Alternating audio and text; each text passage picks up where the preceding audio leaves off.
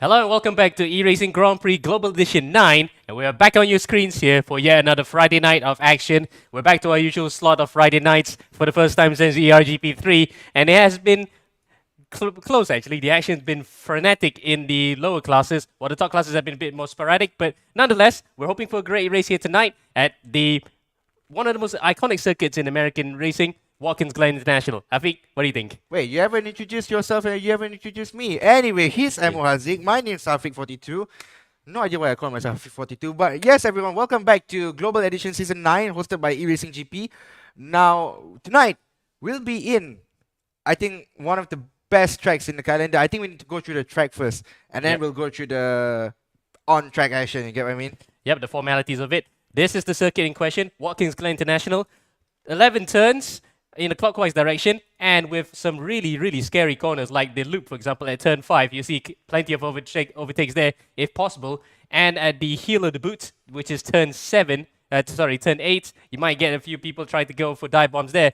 But other than that, it's fast, it's flowing, and it is absolutely entertaining if you're a driver as well as a spectator. I think one of the places that you have to look out for is definitely, well, the track indicator is not visible there, but overtaking opportunities here is not as plentiful as it was in which track did we go to last went Sonoma last week? week. Yes, we went Sonoma last weekend, so Sonoma had a lot of overtaking opportunities, and also we went to Suzuka for the first round, so it's a little bit less overtaking opportunities, but knowing the fact that the drivers today has, a lot of opportunities. I mean, these drivers are very ambitious, and I think personally, I've told myself a lot of this many times. I'm looking forward for the bronze race. Anyway, back on the race.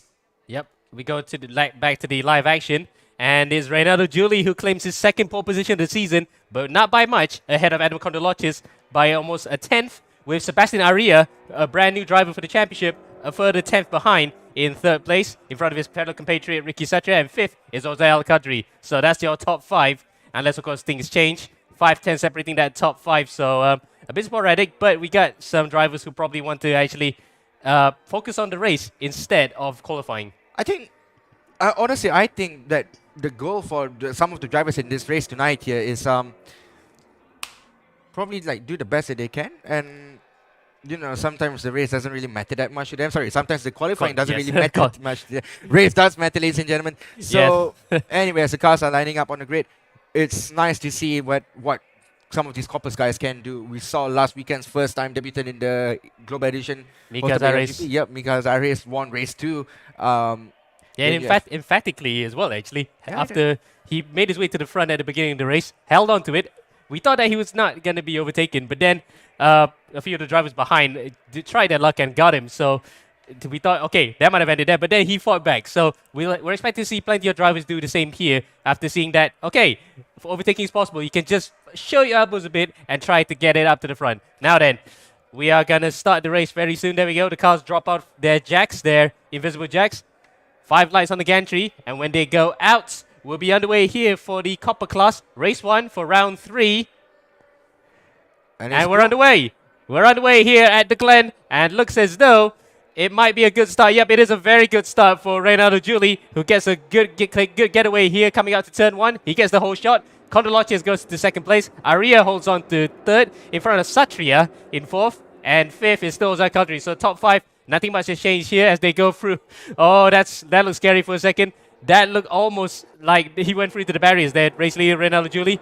But the cars are going through the S's clean, and looks as though this is gonna be now a battle of slipstreaming here, Afiq. In the meantime, we're gonna bring in our other commentator, Kian Butler. Kian.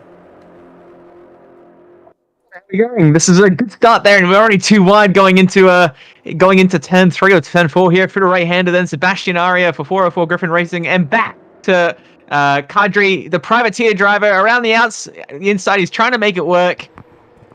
Good start here so far, Amo. Very good start there, Kian, and that's very clear, because sometimes in Copper you can see a lot of drivers who are a bit antsy in the first few laps. They try to get it up to the inside or outside of somebody, and they cause an accident. But so far, at least, it's clean, Kian. Yeah, it's looking good so far here. Through right-hander we go. We're still on board with Qadri here. You can see that these cars are kind of, they're getting into their zones, but he's being challenged now to the left hand is Qadri by This the red and black car back Arman, there. yes. We got Arman Sebastian Hashim. Aria. Yep, Arman Hashim. Sorry to cut you off there. It's Arman Hashim, the championship leader. He tries to claw his way after what was disappointing qualifying for him. As we look back at Sebastian Aria and Ricky Satria battling for third and fourth between the two Indonesians. And you might say that this circuit is, I think you might say is a favorite among drivers, but would you like it, Kian? I like this circuit. There's a lot of really, nice corners to try and make some overtakes. I remember playing this circuit back in NASCAR Heat 2002. That was my first introduction to it. A bit on Forza Motorsport 7, but I've never actually done a competitive race around here. Oh, you haven't, eh? I thought for a second you might have done in the prototypes because we have seen the likes of HME Indonesia who host races on American circuits, but I think we have not done any races here. Okay, of course I've done a few races in other leagues before, but okay, so no personal experience yet. But overall, as a spectator looking inwards, this circuit actually is pretty much high up there, isn't it? It shows that Americans are good at turning right as opposed to the stereotypically only turn left. Yeah, of course, the clockwise circuit means that you're going to be turning right a higher percentage of the time than you're turning left here. As we see in the background, one of the black and red cars getting on the grass a little bit there. As we go too wide there, Ricky Satria is just behind this battle here for P2 and P3 with Aria and Kondralokis, and they're still too wide. It looks like Aria is trying to keep his nose in there a little bit later in the brakes than Kondralokis, but he's going to find his way back into P2 and holding that position. Good defensive driving there from the Malaysian driver, but the Singaporean driver still trying to make his way forward. Yeah, the Indonesian right behind him looking really racy right now. He really wants to overtake Kondralokis quickly, and in the leaderboards, he was actually one of the fastest drivers high up there. He was third fastest behind his fellow compatriot Reynaldo Juli, but Chris Chu was the fastest overall. Chris Chu's not here, of course. He's going to be racing in a higher class as Aria tries to actually dive on the inside there at the heel of the boot section. No way through just as a driver further behind goes even wider. That's Arman Hashim, and he has lost a few positions there as well. He's dropped behind. No, actually, he's maintained 6th place. In fact, that was another driver with the similar red and black cars, red and black colored car further behind, falling to another position. Battle for second place really heating up, eh, Kian? Heating up, and that's meaning that Julie up in front is able to stop gap 1.5 seconds gap and 3/10 separate P2 from P4, and these guys are nose to tail.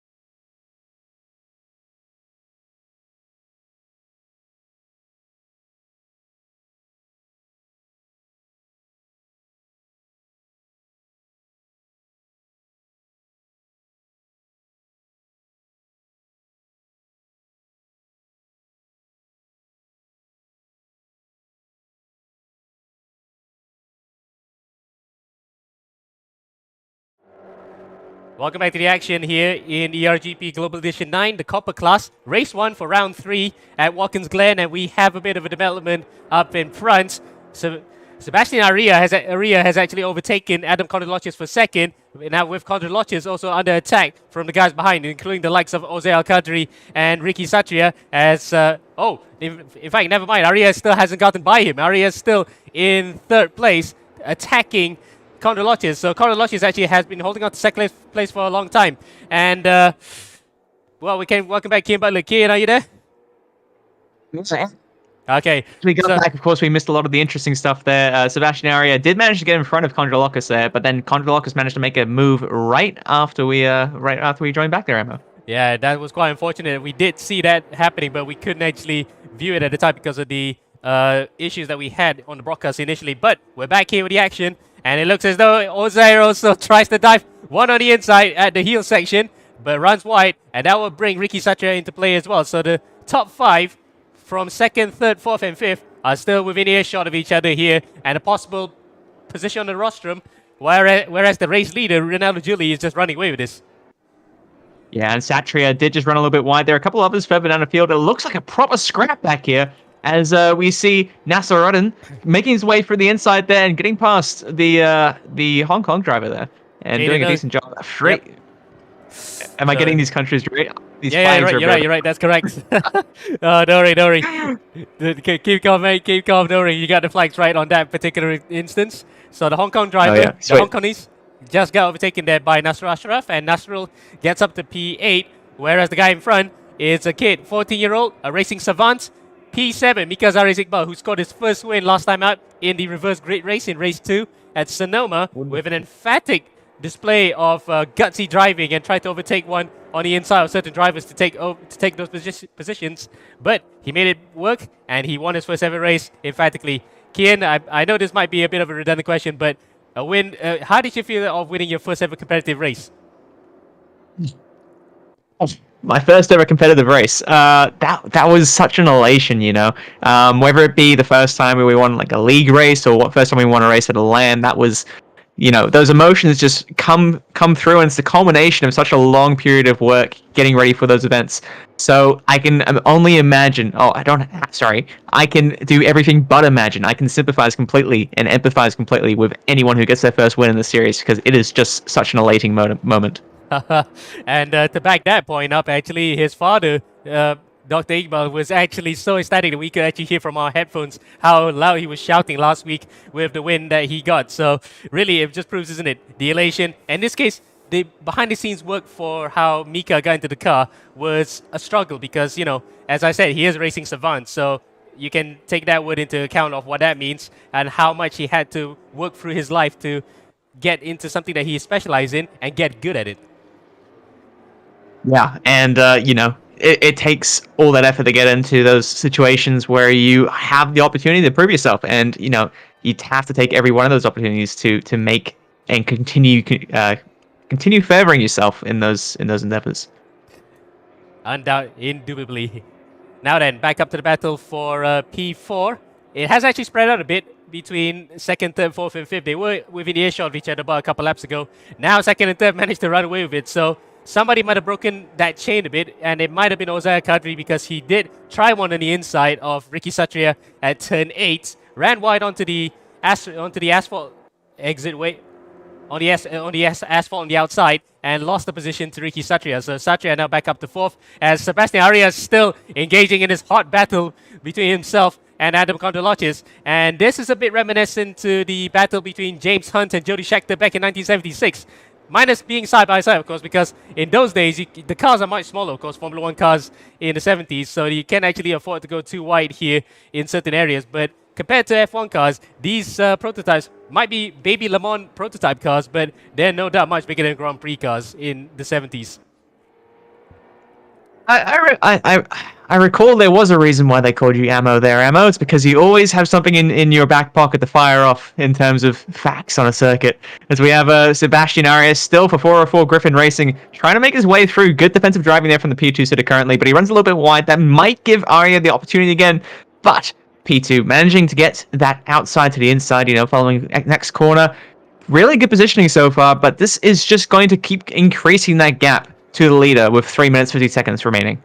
Though, arguably, they are not really scrapping that hard compared to what they were a few laps ago. So, if they actually play it right and draft each other, they can still probably catch up to the back of Julie by about at least 1.5 seconds if they really know how to draft each other. But, yeah, you're right on that particular regard. If they do start scrapping like they do now, that will increase the gap up in front, while the guys behind will also be licking their lips and actually try to claw back the deficit that they also have after scrabbling each other. As Ozair Kadri drives one on the inside of Ricky Satria there and makes the maneuver stick. So Ozair back up to P4, Satria P5, all the while then championship leader Arman Hashim in P6 is right up to the back of that particular train. So in terms of championship connotations, we're already past the halfway point. Arman, he is well clear of Nasr Ashraf, who is currently in P8, so he will extend his championship lead by the end of the first race. We have to wait until the second race, of course, to find out if that actually is to be the case. As Sebastian Aria tries again around the outside. He's trying to do that maneuver that James Hunt did with Jody Scheckter, but again, Conor Lodges holds the inside firmly well and fairly too. No histrionics between these two. They're just fighting it out fairly and cleanly.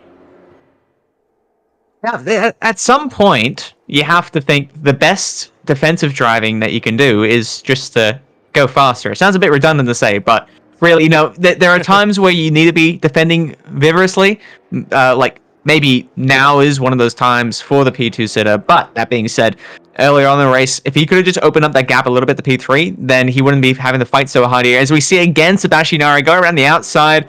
And at this point, it just seems a little bit processional, doesn't it? They've been here so many times, they know exactly what they're doing. You'd almost want one of them to break the mold a little bit and try and, you know, force the other one into a mistake. And you were about to say mistake there. There's the driver behind for doing mistake. Aria also nearly losing it, coming out of the boot section onto turn 9, now turn 10. Yeah, the only thing that could break the steady score is a driver literally fluffing up their lines and just opening up opportunities for the driver behind to overtake, or the driver in front to just go scampering away. At the moment, at least, top 5, in fact, now top 6 are close to each other in terms of battle packs. First is already well and truly away. Second and third are in their own battle. 4th, 5th, and 6th, yeah, they're going to sort it out outside of the podium as well. So, in terms of championship connotations, Arman Hashim might just want to actually overtake the two guys in front of him. Yeah, it's a little bit late now to try and pull in P1 for these two here, but to give you the example, I think these guys have to have at least an extra half a second per lap in pocket, and they're holding pace with P1 right now. He hasn't pulled out much more of a gap as Sebastian Aria again tries the same thing. He's going to give exactly the same line. Condrolakis is going to go up the inside again. Oh. He's going to maintain position and a big change there. Sebastian Aria, he runs deep, and that's going to be Condrolakis there, who now has the opportunity to try and open up a gap to P2. I was saying it was just going to come down to one of these two making a mistake, and it looks like that finally happened.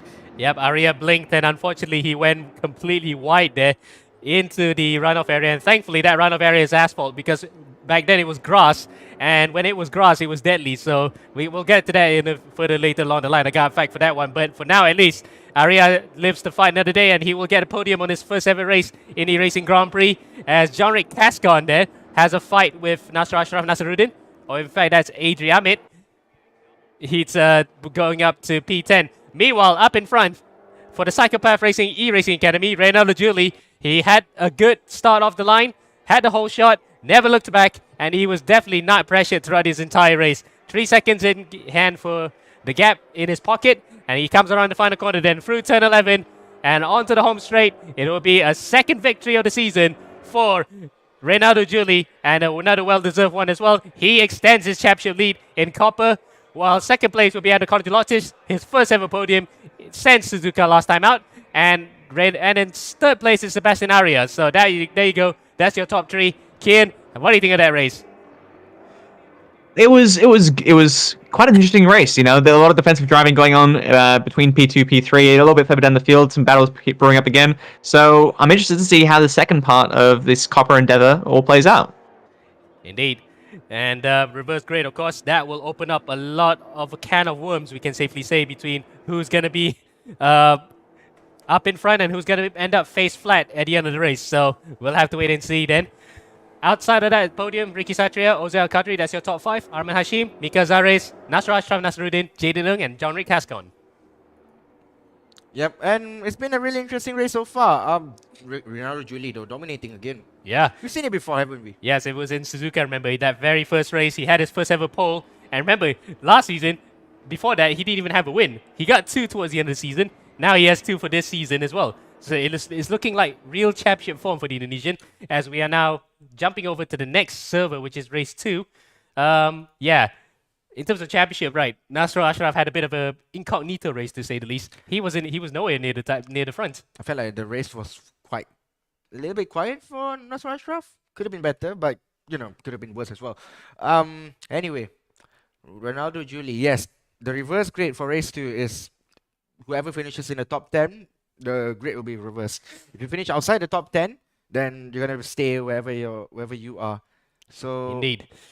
And for the likes of Nasr Ashraf, he will actually have an opportunity to go up to the front of the grid for race number 2. So that will be crucial for him in his pursuit of Arman Hashim in the championship. And did I say Renato Julie just now when he crossed the line? I meant it was Arman Hashim who's the championship leader. But Julie does his championship challenge quite well as well to actually get it back up there, because Arman and Nasro Ashraf didn't have such good races. So for Julie then, that is building momentum towards the championship fight as well, as we are still waiting to actually enter the server for the time being at least. Who impressed you the most in that first race? Actually, I'm gonna put Sebastian Aria, because that's his first race ever in ERGP and he's already on the podium. I think, yeah, I would give it to Sebastian Aria as well.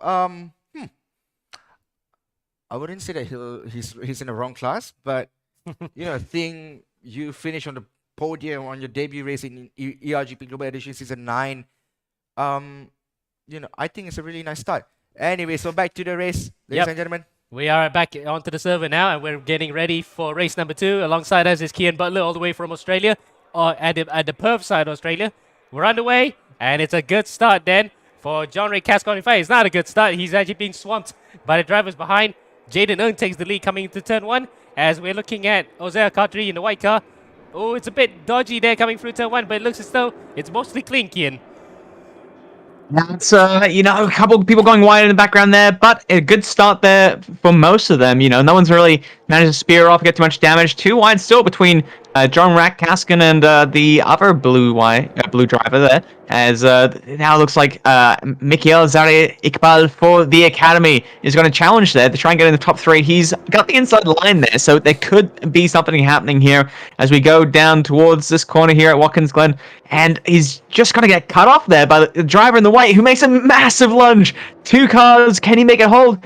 Arman Tashim for FSA Racing, he's going to go wide, and then he's in the water. Tussle there in the background. Thankfully, everyone looks like they came out of it all right, but a very ambitious move there. Very ambitious move there from Ozay Al-Qadri to dive on both of the blue cars right in front of him, which is Arman Hashim and John Ray Cascon, and miraculously, he managed to actually make it stick, albeit he actually just bowled a couple drivers out of the way. He still manages to get by one of them at least. He's in front of Cascon, while the, not to say biggest loser, but the driver who didn't benefit from any one of those position changes is Mikazares Iqbal, as Mikhail gets swamped there by 2 cars, with Sebastian Aria being one of them, and Adri Ahmed, and Adri drops further behind. Well, Mika has actually been shown here what it feels like to race among the ERGP guys, where it gets really wild, especially in the reverse grade races. Well, elbows out, wheel to wheel. That's what we like to see as we go through the penultimate left-hander, or the final left-hander, rather, the penultimate corner. And there's a spin in the background there for Sebastian Aria. And Aria, who had a podium last time out in that first race, has actually dropped it out into the back, and he is out of this. So, unfortunate end to what was a promising weekend for him, as now we look at the start of lap 2. Ricky Satria now to the back of Mika Zares, so Mika now has to watch out his back again. He might have thought that he cleared a few drivers just now, but he still has plenty more to actually watch out behind for the rest of this race. Kian. Yep, and here's the P2 sitter from the previous race, and Adam Kondrolakis, and he's going to have to do the complete opposite to what he did in the last race. In the last race, he was very defensive. In this race, he's going to be very offensive if he wants to make his way up the grid. Currently sitting P9. Let's see what this guy can do. What would you rather be? You be on the attack or defending all the way? I like attacking because it means I'm faster. So you like him? You like him vulnerable? Yeah, that's I do love myself a little bit of a recovery drive, because you get to make some really nice ambitious moves. There are when you look at the battles back, you don't look at the superb pieces of defensive driving, except maybe Alonso last year at Hungary. You look at those great overtakes. You don't see defensive driving compilations, you see overtaking compilations, and that's the part where you really get to see a driver shine. Indeed. And with the help of DRS in Formula 1 nowadays, it just actually makes that overtaking a bit more, well, easier, but it can still be difficult if the guy in front has ERS to spare. As for these guys, they have no luxury of that. They're going to have to do it the old-fashioned way by going out to the inside of somebody through the slipstream. As we are now coming to the end of the second lap, Jaden Eung in front with Nasser Ashraf in second. So second place in the championship there. Nasser Ashraf is trying to overtake with third place Arman Hashim, who is still the championship leader, by the way. but not by much after Reynaldo Julie's win in that first race as they come across the line now. Well, I'll tell you what, the top 10 are still within that same frame from first all the way to P11 as Nasser Ashraf tries to dive on the inside. Jaden left the door open, and I think I know why, because they're both teammates. Probably Nasser Ashraf said, thank you very much, I'll try to go through here and take the lead. Yeah, maybe the Hong Kongese driver there is going to try and defend from your championship leader of Hashim, but Reynaldo Julie, still down in P11, hasn't been able to make much of an impression in this race. Might have got caught up in that initial kerfuffle there with Sebastian Aria as we go on board with Jaden here from FSA Racing. He's going to try and make something happen here for P2 against Hashim. Willie, he's up the inside. Oh, and he just avoids contact. They're 3 wide through here, through right-hander. He's squeezing the heck out of that car on the inside there. And here we go with Kadri there, the privateer. He's going to have to try and attack while defending from the other driver behind who passes him. So 2 positions lost there for Kadri. And he's going to be trying to make something happen through the inside, up the hill now. Can he make it? This corner is maybe not the easiest corner to make a pass on the inside because it is a little bit cambered around the outside. But yeah, some good battles going on here. It's not dying down at all. Indeed, that's kind of like the beauty of reverse grid races. You see the fast guys trying to make their way up from the back of the field to the front. And that's how you see some of this great racing happen, but also the fact that some of the messiest racing can happen as well. And we saw already that one victim has actually been claimed here with Sebastian Aria, unfortunately out of this race after whacking the barriers out of turn 10. Now we're back up to the front. John Ray Cascon attacking Jaden Ung. And currently it's an FSA Racing 1-2-3 with Nasser Ashraf second place in championship leading the way, with championship leader Arman Hashim in second and Jaden Ung in third. So that's pretty much a team effort right there, with the first 3 leading the way. And they might just try to hold station here for yet another brilliant podium for all 3 drivers for their team. Also leading the team's championship coming into this round as John Ray Cascon then opens the door a bit. Defense quite late, but it's a clean defense and he prevents Oze from overtaking him. So will you see this happen? Will you see more of this tandem drafting happen, or will you see just the front 3 guys run away, Kian? It comes down to what Kadri and some of the other guys around here are really fighting for in this. If they're fighting for every position they can further down the field, then they're going to be going to, well, all out like they are here, going 3 wide. It's 2 wide now, but 2 by 2 into this corner here. But that being said, if they want to try and make their way a bit further up the grid and try and see if they can close up a bit, they're going to need to try and rein in their defensiveness a little bit and try and work together here. But I don't see that happening. As you can see, they're all over the place trying to get on top of each other, trying to scrap out and get that P4 position. It looks like you have 2 battle groups now forming, P1, P2, P3, and P4 through to P7. And we have a driver further behind with Spun. It's Adele Liu, the lady driver in this field. She's a Toyota rookie in Malaysia. Unfortunately, she has dropped it coming into the chute. So that's it. That's the end of her run in the top 10. And points says, oh, that's a bit of a collision there between FSA Racing drivers Jaden Ung and Nasser Ashraf. And that might have actually spooked Nasrul into becoming a bit more defensive now. Because look at that. That has quartered the drivers behind, including John Ray Cascon and Ricky Satria, with Mika Zarek-Zigbal also wanting to get a piece of that action. This is not what was part of the script, isn't it? That's just friendly fire, Kian. That was a big, a really big squeeze there from John Ray Cascon to make the move happen in the end there. Jaden Ung now is going to try and make it back to that P3 position at least, to try and make it a 1-2-3 for FSA Racing. But that's exactly what I was talking about there. These drivers from P4 backwards seem to have there's a big collision there. And they both managed to get away from it, but that could have very much ended in a bad situation there. And it looks like Jaden Ung is just slipping down the field, maybe getting a little bit flustered here. Yeah, indeed, that collision with Nasser Ashraf may have actually damaged his car quite slightly. Not 100% damage, but a bit dented, a bit second-handed, you might say, as Wolf, he actually pushed Ricky Satria out of the S's there, and that really ruined Ricky's momentum. That allows Mika Zares to actually get up to the back of Jaden. These two had a bit of a history at Sonoma last week. Now they're going to battle again as they go up to the boot section. This is the outer loop. Where will some of these drivers be coming out of it? And it looks as though Jaden just holds on to P4 in front of Mika, but Mika tries around the outside. Whoa, that's very brave of him. He actually was trying to experiment with some lines yesterday during the time trials, but it looks as though, for the time being at least, It is status quo as it is. Jaden still stays in front, but it's the roles reversed from Sonoma. As we look at second and third, Nasrul now has to defend from John Rick. John Rick then looking really, really feisty to get up to second. Yeah, it's all happening. These guys are scrapping up and down the field, trying to make every position they can count. And so far, it looks like John Rick Gaskin is making it work. He's finding his way back up the field. He did slip down a little bit at one point, but he's taken opportunities around that have happened from Jaden and the other FSA driver getting a little bit in contact areas. He looks for a bit of a move up the inside. Doesn't quite happen. He has to pick his moments a bit better here, but further back, they're 2x2 again. And it's just happening everywhere as Jaden is trying to survive the onslaught of Zarikable. Yep, and it is happening. They're going 3 wide further back and through the first tentacle. He's going to try and stick it around the outside, and a good hold there, but that is going to be Zarikable back into P4. Yeah, Mika Zarizikbal come up to 4th place now. That was a good move. He had the line on Jaden. Jaden just had to open the door because they were already going side by side. Further behind, it's almost NASCAR style, isn't it? That everyone's just spilling over into that runoff area in the first third. As second and third might have a change here with John Rick Cascon and Nasser Ashraf. I think that was Nasser Ashraf, or is it John Rick? No, it is John Rick Cascon with the, well, not floaties, but the neck rest. Really keeping his neck comfy in an actual race, in a virtual race. As further behind, we have Mika Zara is actually hitting with Jaden. Jaden goes wide, and he has lost out a few positions. He's dropped to P8, but he's almost not lost. He's still having contention. He's still in contention here to actually finish up in that top 5. Oh, wow. Need a bit of a breather there. So much is happening, Kian.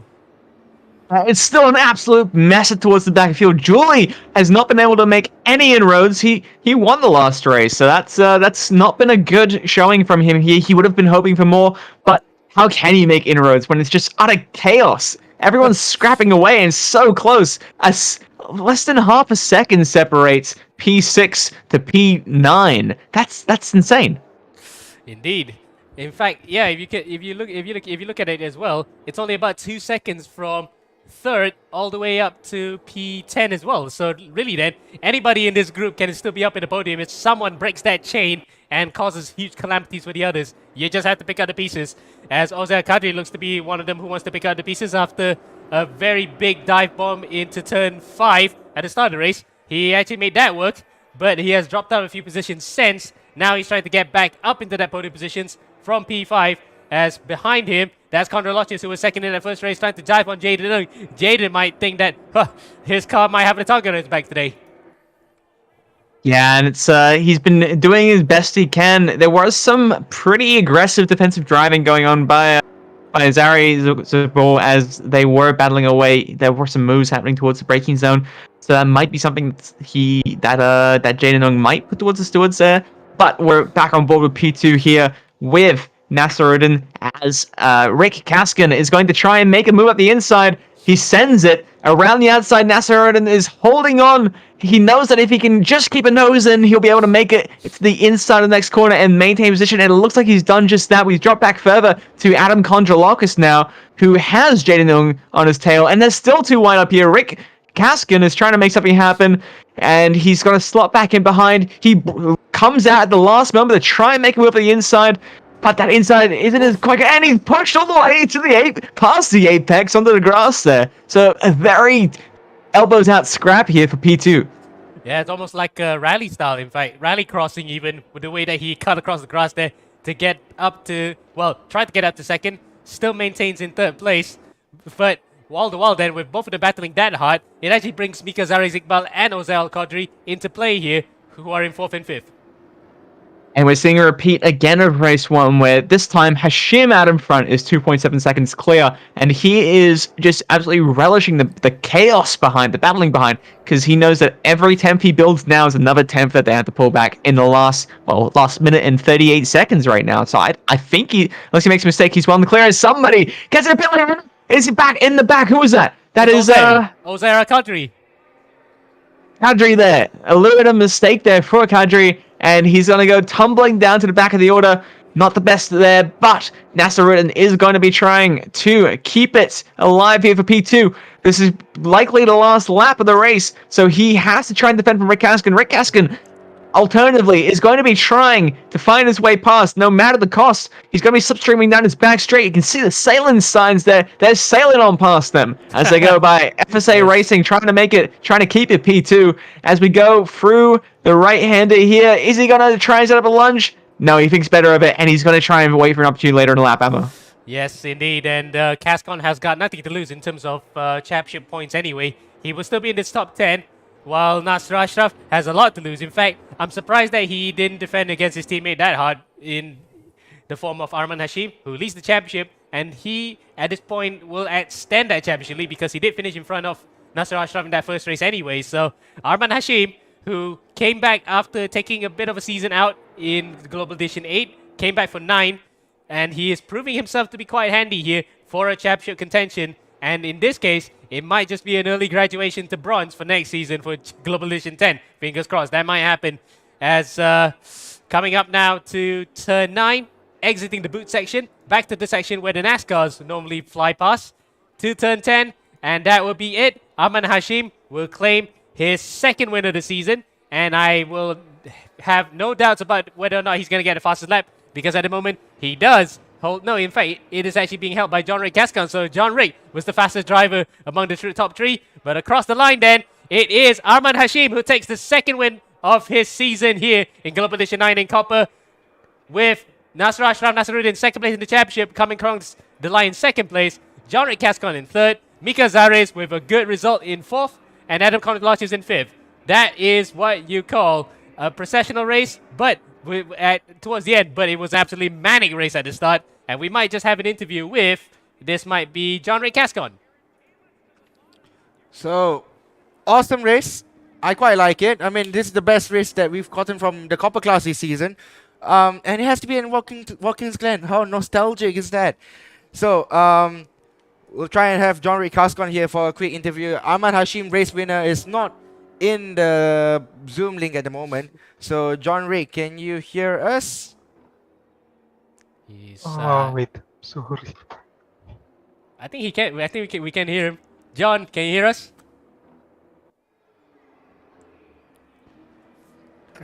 He muted himself back, but That's unfortunate. But yeah.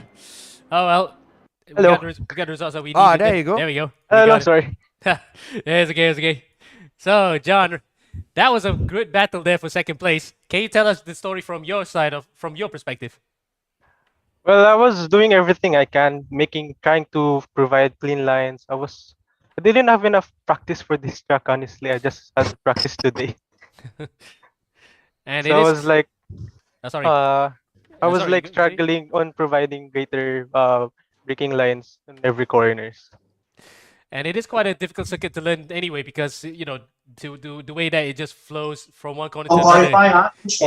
You just need to actually get lap after lap on it. But it looks as though you were feeling quite comfortable immediately afterwards. Knowing that second race, it was a reverse grade race. You haven't every opportunity to finish on the podium. How does it feel like to be back on the podium here? I honestly feel great. It's my first time getting a podium on a league. Okay. I think of course you might have actually had a podium before, but oh well. In any case, glad to have you on the podium for the first time in GP. Yeah, so And- happy. Okay, we see you next time then for the next round, John. Okay, thank you. All right, cheers. yes, John. Cheers. So anyway,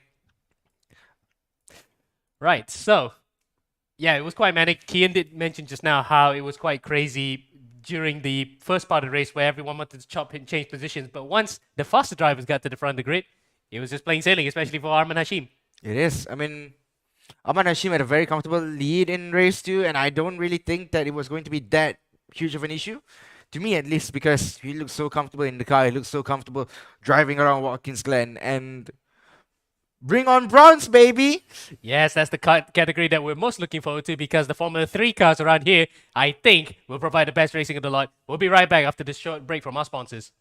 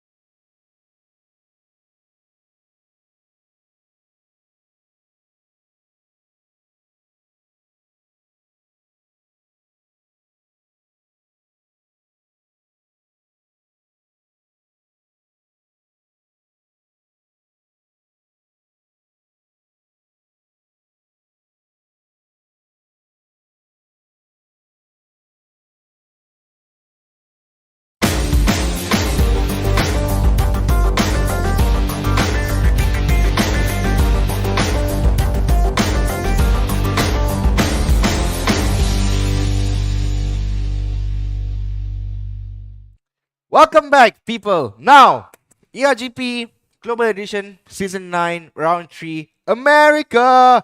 Watkins Glen. How much I love this track. And Yes. since I don't play Race Room, the Watkins Glen got released on ACC. Yes. A little bit irrelevant, but nevertheless, welcome back to Watkins Glen and 5.435 kilometer circuit, clockwise direction. I think, to be honest, in America, most of the tracks runs in anti-clockwise.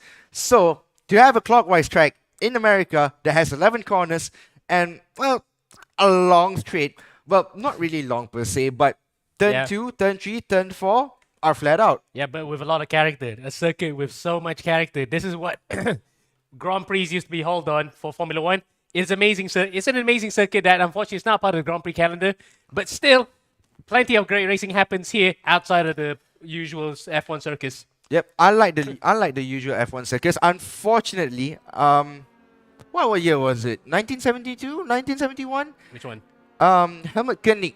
Yeah, it's 74. Yeah, 1974. So Helmut Koenig, an unfortunate story as Yeah. we go to Keith Moore. Now, unfortunate story of what happened to Helmut Koenig here in Watkins Glen. Amo mentioned that this track used to be raced in the Grand Prix, the Formula One race back in for how long? 12 years, right? Yeah, from the 60s all the way to 1980. which Yeah, was the all last from- one. Yeah, all the way to the last one. And unfortunately, back in 1974, this driver called Helmut Koenig, Koenig. yeah, went into met with a on-track accident, got his head decapitated. Yeah. And it's one of the most eerie pictures I've seen in any motorsport events. Yeah, I'm not sure we should be mentioning that, especially with the kids, but yeah. But it's just like general knowledge because it reminds people that motorsport is dangerous. And parents, if you want to introduce your kids to motorsport, start with sim racing. It's a lot safer. You can do it from the comfort of your home.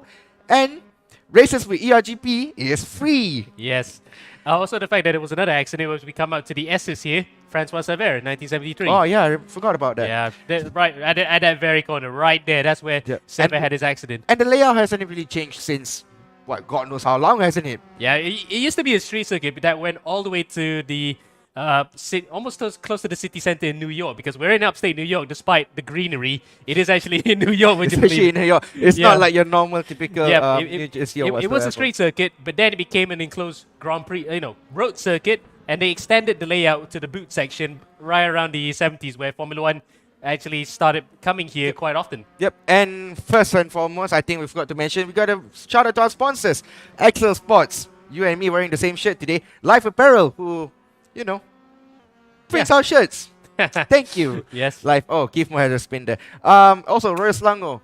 Awesome flags and trophies. I think if you're Malaysian and you've never heard of Royal Selangor before, then well, you should. They make really cool stuff. They make really awesome trophies. They make really awesome. Pewter. Pewter. Also, I got one more question. Is Royal Selangor Golf Club owned by Royal Selangor, or is just? Yeah, Yeah, we're not so sure we're not about that. sure ourselves. Yeah, but nevertheless, also shout out to our sponsor, X Park Sunway, who has provided us with an awesome facility here in Sunway Serene, which is where Excel Academy is located. And we also have another Excel Academy opening, but we're not going to mention to that soon. But if you're a Singaporean, then look out.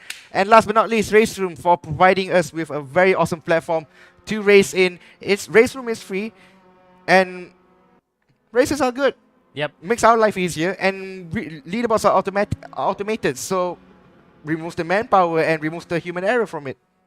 Indeed, and that's why we have a big field of cars here. In fact, it's a bumper grid of 24 cars racing tonight for the bronze class, and we have some returning drivers with familiar names we've seen in past championships, including the likes of Clint Olive, Nazir Asman. We got Dave Smart, Imran Zahaili, Brendan Paul, who returns after he raced last season as well in the bronze class. Brendan Paul.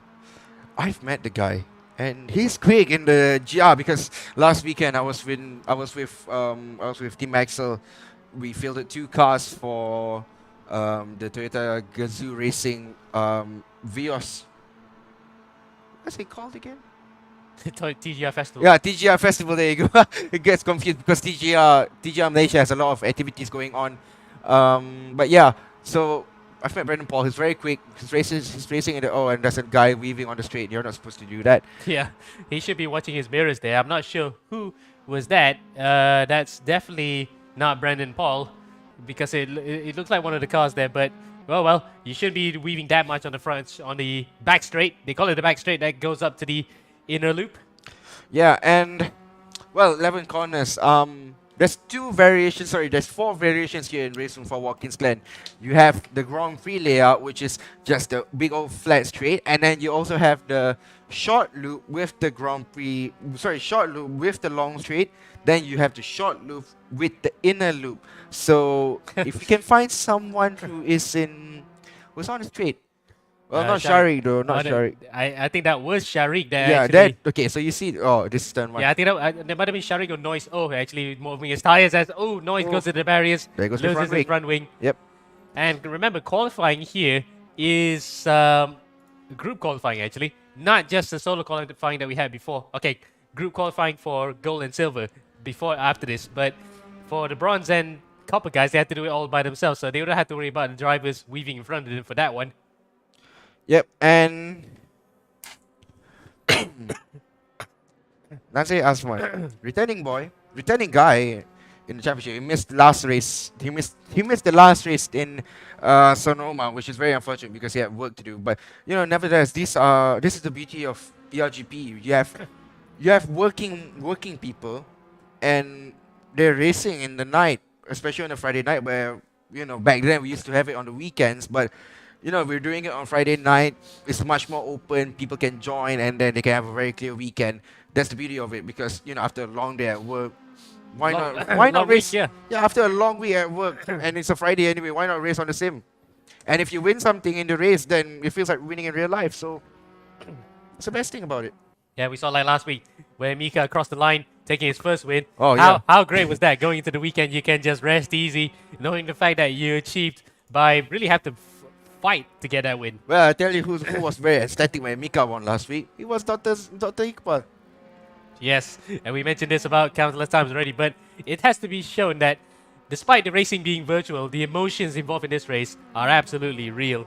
Yeah, and that's the thing. This is the beauty of sim racing, and I think if you've raced in real life before, like some of these drivers are Hamdani races in the Toyota racing program. It's in the rookies program even.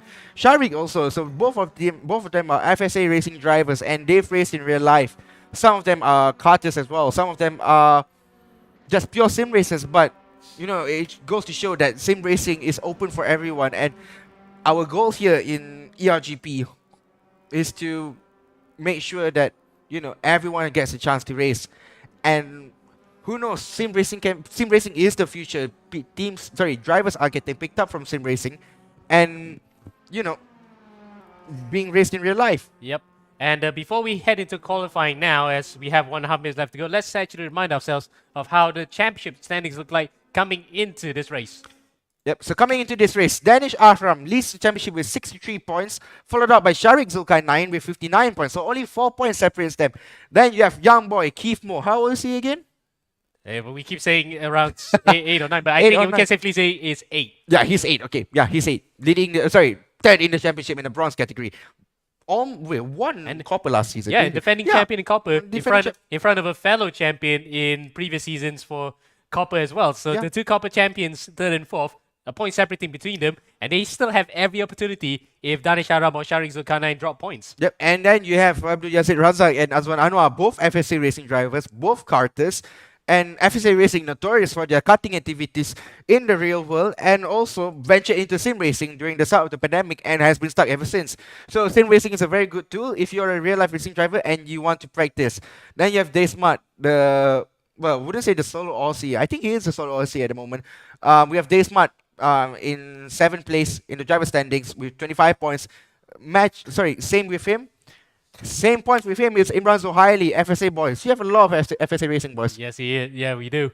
And of course, Dave Smart scored his first win in the ERGP in Suzuka with that defensive drive that managed to hold off a whole gaggle of cars as they cross the line. Now we go back to the action here. We are ready for qualifying. And pretty soon now, we're going to start to see the championship drivers preparing themselves, championship contenders preparing themselves in getting a good starting position, because this, as you might know this phrase very well, squeaky bum time. Squeaky bum time. Anyway, now Roy Numerip Rip in P1. Okay, so qualifying is starting, and it's actually normal qualifying. Okay.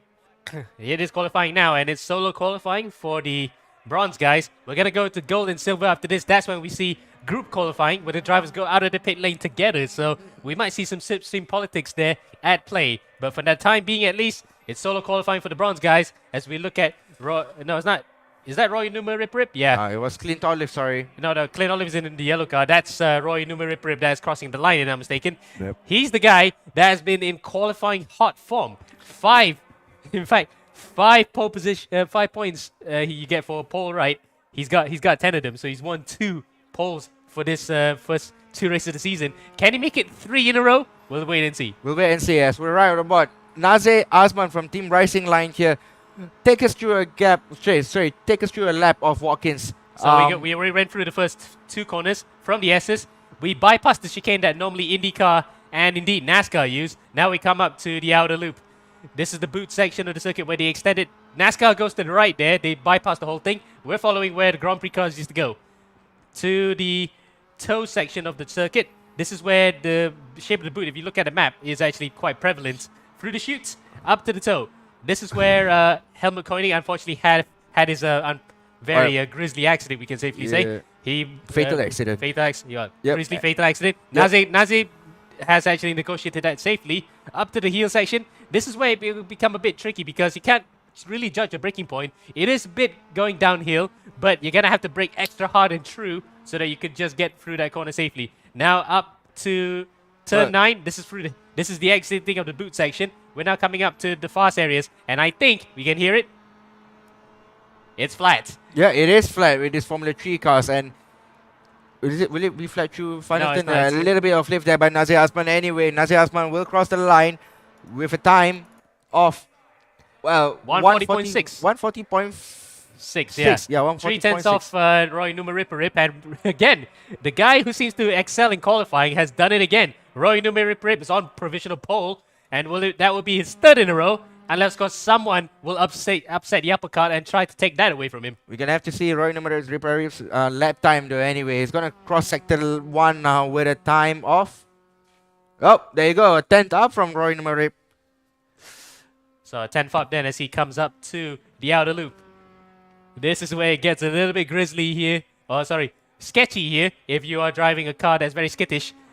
But it looks as though it just handles quite nicely. In fact, Formula 3 cars, it's very light, but it has enough power to you can carry it along through the corners as up to the toe section, the tip of the boot, the toe, over the rise, and we're going to come up to sector 2 here. Will this be faster as well for Roy Numa Rip? I think we did see just now that it was quite clean, but does the times reflect on it? Yep, and we'll wait and see what will his time be when he crosses sector 2, but should be hasn't crossed, hasn't he? Yeah, right around here. Yeah, there we go. There you go, 2 tenths up. 2.5 tenths up. Oh, he is going to continue his pole position streak, but if he bogs the start like what happened in Sonoma, that's just going to be for nothing. But Roy Numa Rip then out of the final corner through turn 11, across the line. Will this be an improvement? Oh, yes, it is. Yes, it is. 4 tenths faster than Dave Smart. Oh, Dave Smart, where did he came from? Anyway, now Dave Smart, 4 tenths off. I think that goes to show that Roy Numa Rip is very good when it comes to this 1 lap pace. Yeah, we can say he's kind of like Mr. Saturday. Yeah, Mr. Saturday, well, not Mr. Saturday anymore. I think it's Mr. Consistent now. We're mentioning about George Russell anyway. So, no, I mean, because qualifying, he's been very consistent. It's been pole position for the last 2 races, but he has failed to convert any one of those into a win. Yeah, and Dave Smart, last corner, I mean, he hasn't set a lap yet. I think this might be an invalidated lap. He's got a minute to go, so I think this is his final lap anyway. He can't set any more laps after this. Yep, there you go. He can't set any more laps after this. How about Roy Numa Rip? Our 5,000 up in the first sector, so he's still going faster. In fact, he has enough time to actually complete this lap. So Roy Numa Rip then going for 3 in a row. That's the first time we've seen a driver this dominant in qualifying since Leaf Hamilton. And 5,000s up. He's the only one in the bronze category at the moment who's currently in the 39s. I don't think anyone else in the server that can match his pace, his one lap pace. We have to go to his onboard though. We'll wait and see how will he negotiate this final corner. Will he take a very narrow line? Flat there. What about the final corner? Some of these drivers lift here. I thought I heard the car balk for a second. He is 600s behind. He comes across the line now. Will this be an improvement? Will he further the yardstick between himself and Dave Smarts? No, it doesn't. No. And in fact, he lost 0.2 of a second that final corner, but I think he can rest easy knowing the fact that this is his third pole position in a row. Amazing, amazing drive there from the Filipino. But qualifying is one thing. He has to wait for the race to see if he can convert that into a win, which he has not done so far this season. Yep, indeed. And now, so anyway, Hamdani. Oh, Hamdani, where did you come from? Oh, Hamdani out to second and 3/10 behind. Yeah, Nazir Azman also moved up to P3. Dave Smart, and that pushed Dave Smart and Rahul Rajmayer down in P4. Sorry, P4, P4 and P5 respectively. Then you have Chris Chu in P6, Kevin Powell in P7, Noise all in P8, Imran Zuhaili in P9 for FSA Racing, and last but not least, Azwan Anwar running up the top 10, also from NSA Racing, FSA Racing, sorry. Wow. And What in a fact, mouthful. you can barely keep up with the amount of drivers that we have here. In fact, we have 26 cars in the bronze category. That is a lot of drivers to go through. And I That think... is a lot of numbers actually. Yeah, so we might have ourselves here a very, very interesting race. It's going to be one heck of a race to watch as we now go on to the two-shot here for the race preparations. Yeah, I mean, we're getting quite excited here because this is so many cars. It's And so I'm many getting cars. excited because bronze has always delivered, Suzuka delivered, Sonoma delivered. Heck, even season 8, bronze delivered all the time. So, looking forward to it. Yes, we are absolutely looking forward to it now. We're waiting here for the queue to start the race. As 20 seconds left to go on the gantry now. Yeah, there's another guy. Oh, he's just coming in now. There you go. Yep, so we wait for the race to start. Another 15 seconds to go here at the Glen. And we're going to go underway for what should be a highly anticipated race. I think quick predictions. I'm not going to make any predictions. Bronze drivers, Roy Nummer, he's never won from pole, has he? No, he hasn't. Yeah, not yet this season. So it's going to be like Charles Leclerc hasn't won any race starting from pole. No, actually he has. Yeah, 5 lights go out. Yep, there we go. 5 lights on the gantry. And when they go out, we're away here at the Glen. And we are underway. And it looks as though Roy Nimberip Noma Ripperip has finally gotten a good start off pole position here in an ERGP race. He leads coming to turn 1. Okay. Takes the whole shot. Hamdani second, Nazir Azman third. All right, let's not say anything about Roy Number Republic. He's leading the way. We're not going to talk anything about him. We're going to focus on the action at the back because Roy Number Republic has had a good start. Now, right behind Nazir Azman is Rahul Rajmayer. That's a mouthful. A real life driver as well, and he has also driven a few of the an Axel Swift to victory in the local racing scene. But that's besides what we'll have to talk about more of those guys later as Mohamed Hamdani now attacks Roy Numa Ripperip for the lead of the race in early doors. And Roy Numa Ripperip then knows full well he's got that at the back of his mind. He wants to actually win the race for the first time in ERGP and also converting for the first time ever a pole to win as well. He's got 3 straight pole positions. It's just that it's a shame that his races have never gone the same way. Will this be the day that he has actually redeemed himself? It's only about 40 minutes left to go to find out. Yep, and we'll focus on the action at the back though. Dave Smart, oh, a little bit scrap there. Almost 3 wide coming into turn 8. Oh, so close, boys. Keep it cool. Dave Smart, oh, another car dies on the inside. He tries to overtake, overshoots, and I think that might be Imran Zuhaili. Yeah, it is Imran Zuhaili. But it's not Imran Zuhaili. He's driving a different colored car. That's what Rahul Rajmayer. In fact, Raj actually gives him a huge squeeze there on the inside coming out of turn 9 into turn 10. And that opens the door for Chris Chu, a returning Chris Chu to the championship here to take away 6th place. It's all kicking off and we're only in to the end of lap number 1 here. Look at those stream of cars. It's like a traffic jam on the Federal Highway in Malaysia. The amount of traffic that we have nowadays is absolutely appalling, but it's nice to see here in racing as we come into turn 1 now. Chris Chu has Rahul Rajmayer. Again. Oh, he runs wide completely. Sparks fly. Chris Chu then manages to actually keep in front of Rahul Rajmayer. I thought Rahul Raj was going to hit the back of him. The average worker here in Klang Valley, Malaysia spends up to 44 hours a week dealing with traffic. If this was a traffic in Federal Highway, I'm not going to complain, especially when I'm driving a Formula 3 car. This is the traffic that we're anticipating, and Bronze delivers once again. It's only been almost 1.5 laps in, and look at the amount of action that we're getting. Yes, it's hard to keep up here, and the slipstream battles all the way. We call it slipstream politics because you got to jump left, right, and center to get in front of another person. As Muhammad Hamdani now puts the pressure on Roy Numa Ripperip. Looks like Ripperip just slid a bit on the curve there. That's first signs of pressure. Oh my goodness, look at the amount of traffic there, ladies and gentlemen. Chris Chu tries to find a way around the inside, coming into Imran Zohaili. Imran Zohaili still keeping it into his foreclosure, and Keith Mo's behind. yeah. And well, we had to talk about these two. Remember, Keith Mo and Chris Chu had a fantastic championship battle last season towards the end of the Copper class. In Hockenheim, 1 point separated between them at the end of the championship, and Keith Mo wasn't thinking about that. He's actually thinking about overtaking now to take 6 places away from Chris Chu. He's starting on the inside again, though. Is Keith Mo. Keith Mo tries to find a way around Chris Chu. Keith Mo. Oh, it gets a bit confusing there, ladies and gentlemen, but nevertheless. So, down the inside goes Keith Mo. Keith Mo does get the job done, but Chris Chu will have the slipstream coming into the start-finish straight, and lap 3 will be crossed by Roy Numa Republic. As long as with all these drivers following suit, Keith Mo stays in front of Chris Chu. Indeed, Chris actually gets it a little bit squirrely coming out of turn 1 on the curve there. The curbs are quite high here around the outside, especially when you have the runoff areas a bit lower than the rest of the circuit. So really then, it's amazing how he kept it out of control there. Only lost a couple of positions. He dropped behind Calvin Powell and Clint Olive. Now further, while we look at Chris Chu, we have some good action shots. Clint Olive then, he is actually running up the back of the gearbox of Calvin Powell, and you wouldn't want to rub rear wings and wheels on these cars because you can cause a puncture. Yep, and you don't want to cause a puncture to your fellow race. So Hamdani tries to find a way around Roy Numa Republic. Oh, server problems. That's a server problem. We do not have any control of that. Wow, it's back up now, ladies and gentlemen. So Mama Hamdani is still racing server issue. A little bit of server issue there, ladies and gentlemen. We can't do anything about that. But now we're back on the action. Mama Hamdani still tries to find a way around the outside or inside coming into turn 8 from Roy Numa Republic. Last weekend's Toyota Gazoo Racing Race 2 winner.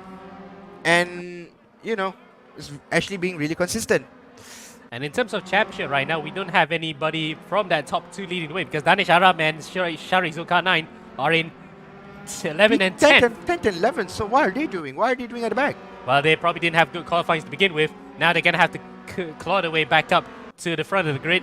As we look at Keith Mo challenging now Imran Zohaili. Keith Mo seems to actually take, again, I did say before, he's like a duck to water. It seems as though he's been in this class for about a few seasons now. But it's only his first real season in the Copper class, and he's in the Bronze class, and he's doing so well. It goes to show the capabilities of Keith Mo and the amount of progression that he has coming into a lot of these races here. He's maturing every single time as we ride on board. Mama Hamdani tries to find a way around the inside, coming into the back straight off Roy Numa Republic. Side by side though, Emo. Okay, this is gonna be that reference I said earlier with Kian. This is gonna be James Sun and Jody Scheckter, who's gonna actually blink. Both of those guys didn't blink that time around, and it looks as though Hamdani actually made a mistake, but Roy Numa hangs around the outside. No, he didn't have enough momentum to keep it there, and he has fallen to second place. I told you I can't do any predictions. Bronze, why are you giving us a lot of good races? I love you for it. Now, Hamdani leads the way from Roy Numa Republic. What about further behind? Nazir Asman is in P3. Lonely P3, but, if they're battling, Hamdani and Roy is battling for the next couple of laps, Nazir should be able to catch him. Indeed, and Nazir can buy this time a bit because he can know full well that if those two start squabbling again, he could actually be reeling them in as Keith Mo has actually overtaken Imran Zohaili for 5th place. So he's actually moving up in the world. He's up to the top 5. He'll try to catch up to Dave Smart, but he's going to have to do a lot of work to do so because we're almost close to the halfway point of this first race. And he's about there's a spin at the back there. 3 seconds behind us.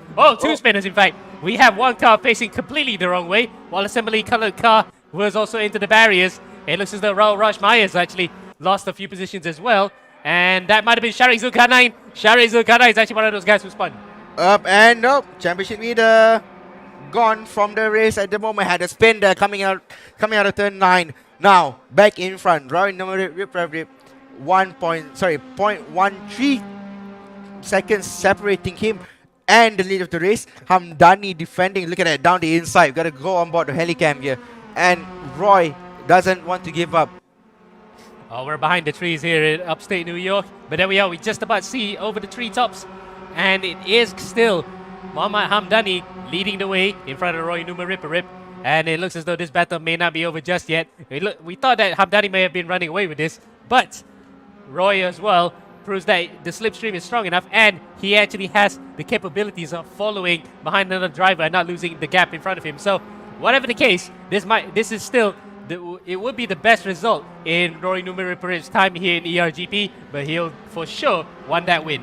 Yep. And ladies and gentlemen, yes, the battle for P3 is gone for some of these drivers, but we have to focus on some of them because they are producing some of the closest racing that we've seen this season. Oh, Imran Zohaili tries to down to the inside. Oh my goodness, there's a contact there.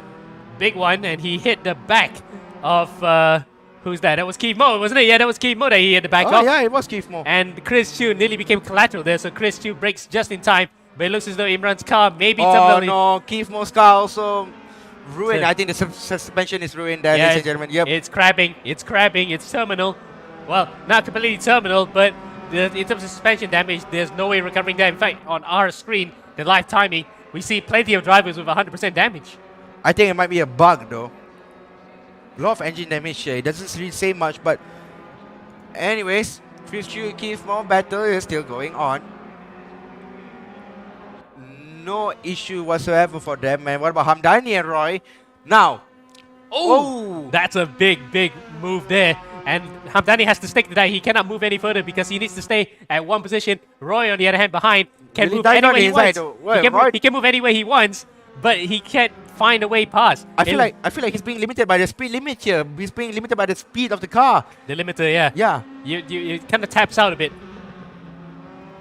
And So, Roy here, how many times does he want to try? He tries to find a way around Hamdani. He hasn't won a race from pole position this season, Roy Numarip. and Hamdani has won a few before, so he knows how to lead the way and knows how to win. But I don't know if he's ever had a battle this hard as... Oh, we have a guy in the barrier. Naze, oh no. Oh no, was in P3. The engineer man has actually found the barriers, and he's trying to dig himself a hole out of there. But unfortunately, the car is looking as though it's beached. Yep, and Asbe still looking cool, calm and collected though. He's still wearing the banana. We're not showing him. We're focusing more on the race here.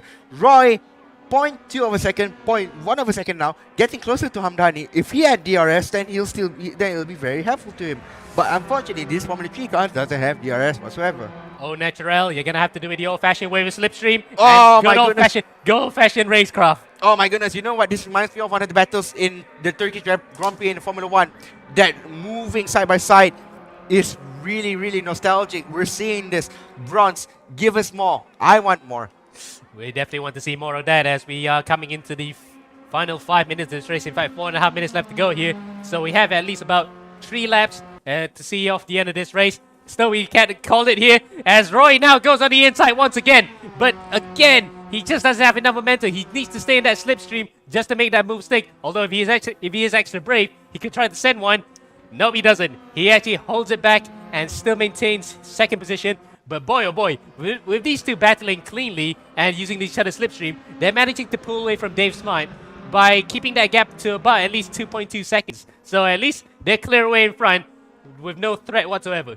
Yep, and Hamdani is still leading the way. 3 minutes and 50 seconds to go. There's a back marker at the back. We've not seen one in quite some time. Let's hope that the back marker doesn't give any issues or headaches to Hamdani. Oh, gives way. Okay, that's what a back marker should do. Yeah, that's a very good driving etiquette there. He knows full well that he doesn't want to be in the headlines for all the wrong reasons, so gets out of the way. Good driving. Yep, and Clint Olive here looks like tries to find a way around the outside.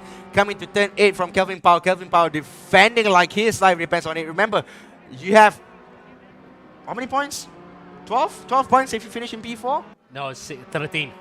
13. Yeah, 13. Yeah, 13 points if you finish in P4. That's a lot of points, especially for Kelvin Powell, who's not had a very good championship so far. Yep. In fact, Calvin Powell right now, not to say really not a bad championship so far either, because he is in P4, mathematically still within a shot of catching up to Danish Aram. In fact, he has every right to do so at the moment because he will chop away a bit of that gap because Danish is only able to muster up 7th place. Oh, okay. Let's go back to the battle for the lead. Oh, Roy tries to find a way around the outside coming to turn 4. Doesn't get the job done, but he has the slipstream coming into the back straight. I thought I thought for a second it was a car that spun, but that may have been a back marker, so it wasn't the race leaders. As Hamdani on the inside, Roy on the outside. Roy tries to make it, but unfortunately, again, not enough momentum to see him through. We've got another battle for P4 at the back there. Kevin Powell and Clint Olive. They're not. I mean, they're fighting for P4, but this is the battle for the lead. 2 minutes to go. 2 minutes and 15 seconds to go. Roy versus Hamdani. Malaysian versus Philippines. Both driving the F3 car, but awesome racing so far. Awesome racing indeed, and we've seen battles that go all the way to the line in bronze already, and we might see something similar here as Roy pulls out of the slipstream. He tries to dive one again. That was a bit of a dink. He's letting Hamdani know that he's there. He's knocking on the door saying, "Hey bro, I'm here." Just like that, Guns N' Roses song, knocking on heaven's door. Roy here singing, knocking on Hamdani's door, tries to find a way. 1 lap remaining. This is the white flag. Oh, Hamdani moves wide, goes wide, almost loses it coming into the penultimate corner. Now, Roy has he hits the barriers. Hamdani actually hits the barriers there, so that might actually stall his momentum coming out to the final corner onto the front straight. And this will give Roy Numaripperip every opportunity to get up to the back of him. Will that have damaged his car? We'll have to wait and see. As, look at that, out of the first corner, Hamdani actually has a very poor exit. This is going to be the last chance for Roy Numaripperip to get his first ever win in ERGP. If he wants to break that duck, he's going to have to fight it out here on the final lap. This has been an amazing race, Afiq. It's been an amazing race so far. We're going to go on board to the rear camera of Hamdani. Hamdani defending Roy, attacking Roy, trying to go around the outside, coming to turn 5. Roy doesn't get the job stake, but Hamdani looks like he's about to go wide. Hamdani still keeps it on the island. Yes, keeps it well and truly on the island, but he actually left the door open on the inside. That might actually be an opportunity for Roy to take it, but no, Hamdani cuts across there. He defends quite well. He doesn't have to actually dink across into the center of the road to actually defend. He can just chop across the nose and stall the momentum of the driver behind. Yep, and nevertheless, we have a camera of Hamdani though, so we need to see his point of view from the race. Roy Numarip tries to find a way round the inside. Will he dive down? He's a bit further back there. Hamdani looks very comfortable coming into the final 3 corners of the track though. Oh, it's just unfortunate. That was the last chance, the very last chance that Roy had to take the lead of the race, and he couldn't take it. But it would still be his best result in the ERGP. The second place, he'll take it despite coming on pole. It would still be 25 points, but the full complement of 25 points for winning the race will go to Mohamed Hamdani, who had a very gutsy defensive drive in the last few laps. So close! So close! Oh my goodness! Oh, I thought the race would have ended there. Hamdani with an absolutely clutch victory. Oh my goodness! Oh wow, what a finish! I thought for a second the race ended. But no, that final corner, Roy Numaripperip had a good exit, caught up to the back of Hamdani, had a side-by-side finish. I did say that there were some races that went all the way to the line, but we're going to hear it firsthand from a driver that saw it all. And can Hamdani hear us? Oh my goodness, Hamdani, what was that? I can't swear, but if I can, what was that? What a race. I did a lot of mistake.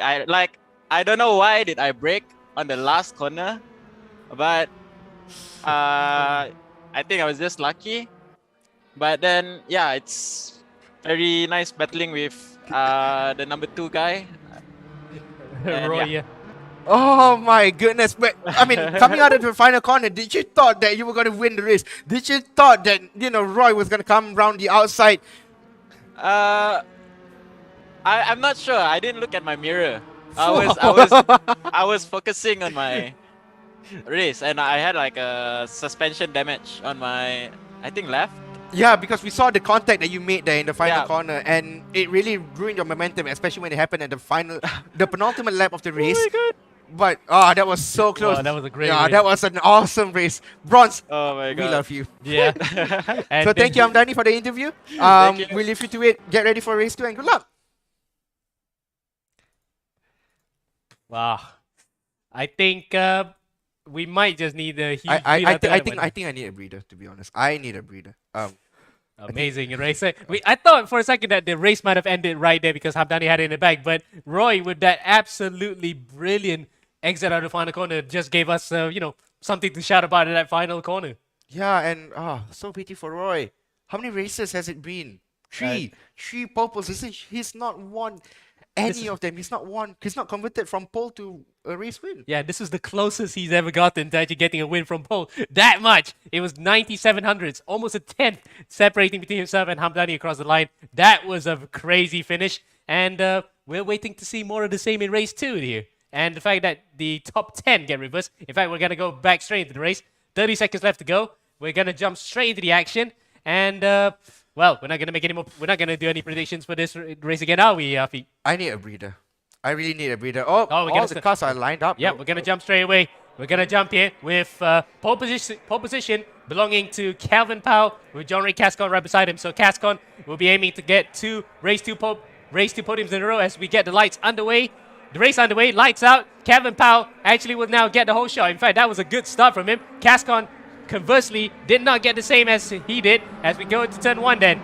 Calvin Powell leads. Keith Moe in second. Somehow Keith Moe actually manages to stay in that top 12 despite having a car that was completely borked. Shafiq Danish, welcome back to him. A return to the championship after quite a few laps out, a few seasons out.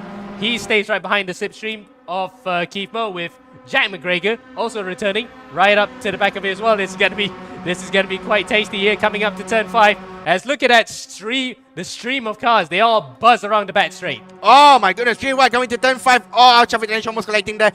Who was that? I think that might be Jack McGregor. Oof. Oh, that's too close for comfort. Almost 4 wide, 3 wide. They're coming to turn 7. Oh god.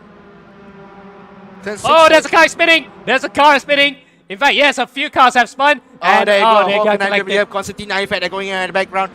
So unfortunate. And it's Roy Numerate, ladies and gentlemen. P2 who finishing the race just now. Back at it again. We need to focus on Hamdani. Where is he? He's in P9. Can he climb up the field? We don't know. This grid is the most competitive that I've seen in the entire 9 seasons of ERGP. And it can't get any more competitive than this. You got Gavin Paul leading the way, followed by 8-year-old Keith Moore and Jack McGregor in P3. Oh, Keith got caught by the curb there. He actually got caught by the curb. You can see where the car slides, and he tried to hold on to it as a driver further behind whacks the barrier coming out of turn 9. As you can see, Keith Moore then visually he lost time to Calvin Powell, and that has actually brought Jack McGregor back into play. This is going to be a tight battle up in front here, and it will be actually a clear one for Calvin Powell if the drivers continue. Don't say anything. Don't say anything. We don't know what's going to happen. Don't do the commentators' jinx. Let them race. Jack McGregor still in P4 with Shafiq Danish right behind him, and Azwan Anwar has moved out to P3. You really don't want to actually say things. I don't want to say anything. This race is awesome.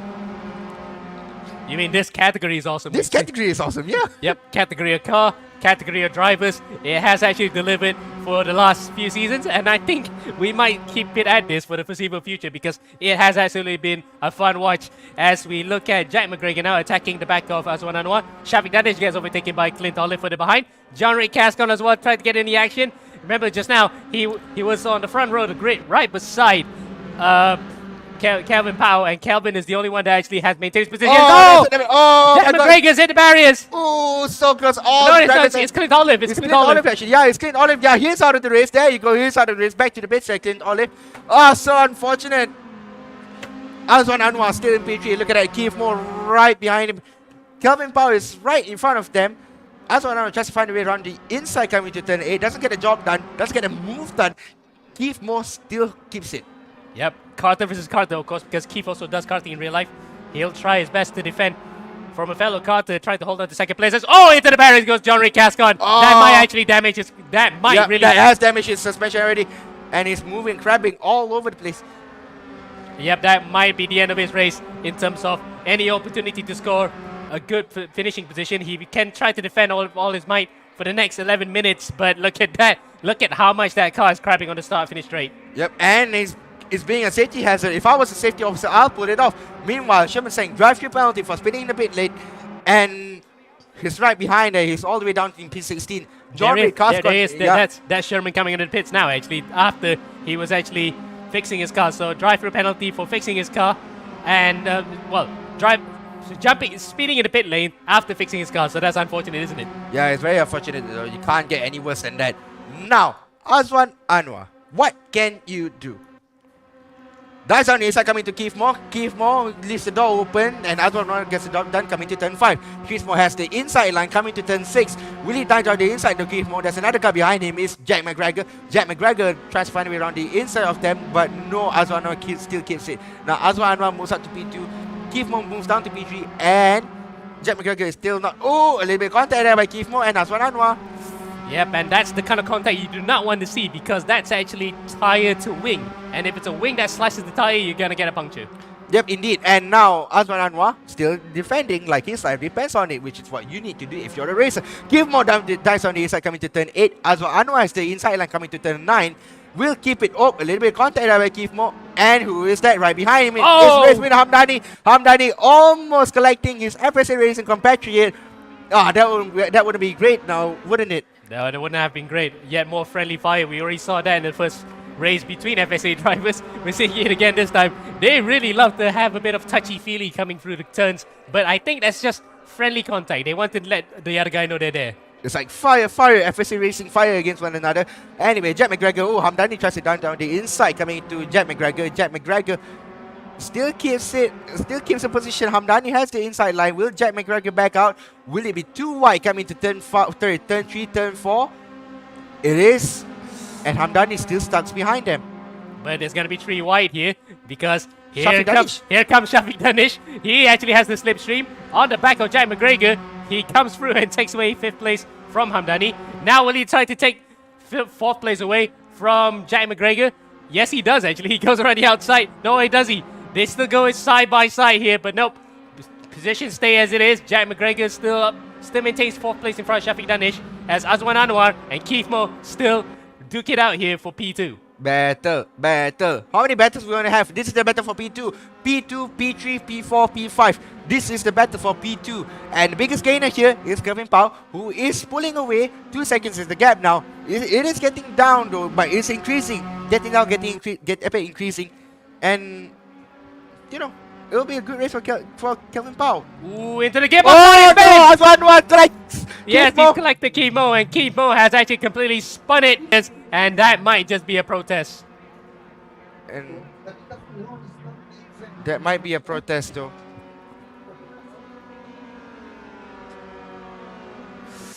Oh, we might have actually lost a bit of the game there for a second, but we can still hear the game in our background, so we might just actually jump back into a... Yeah, we actually... Well, we have to go back to so we'll be right back with a quick commercial break.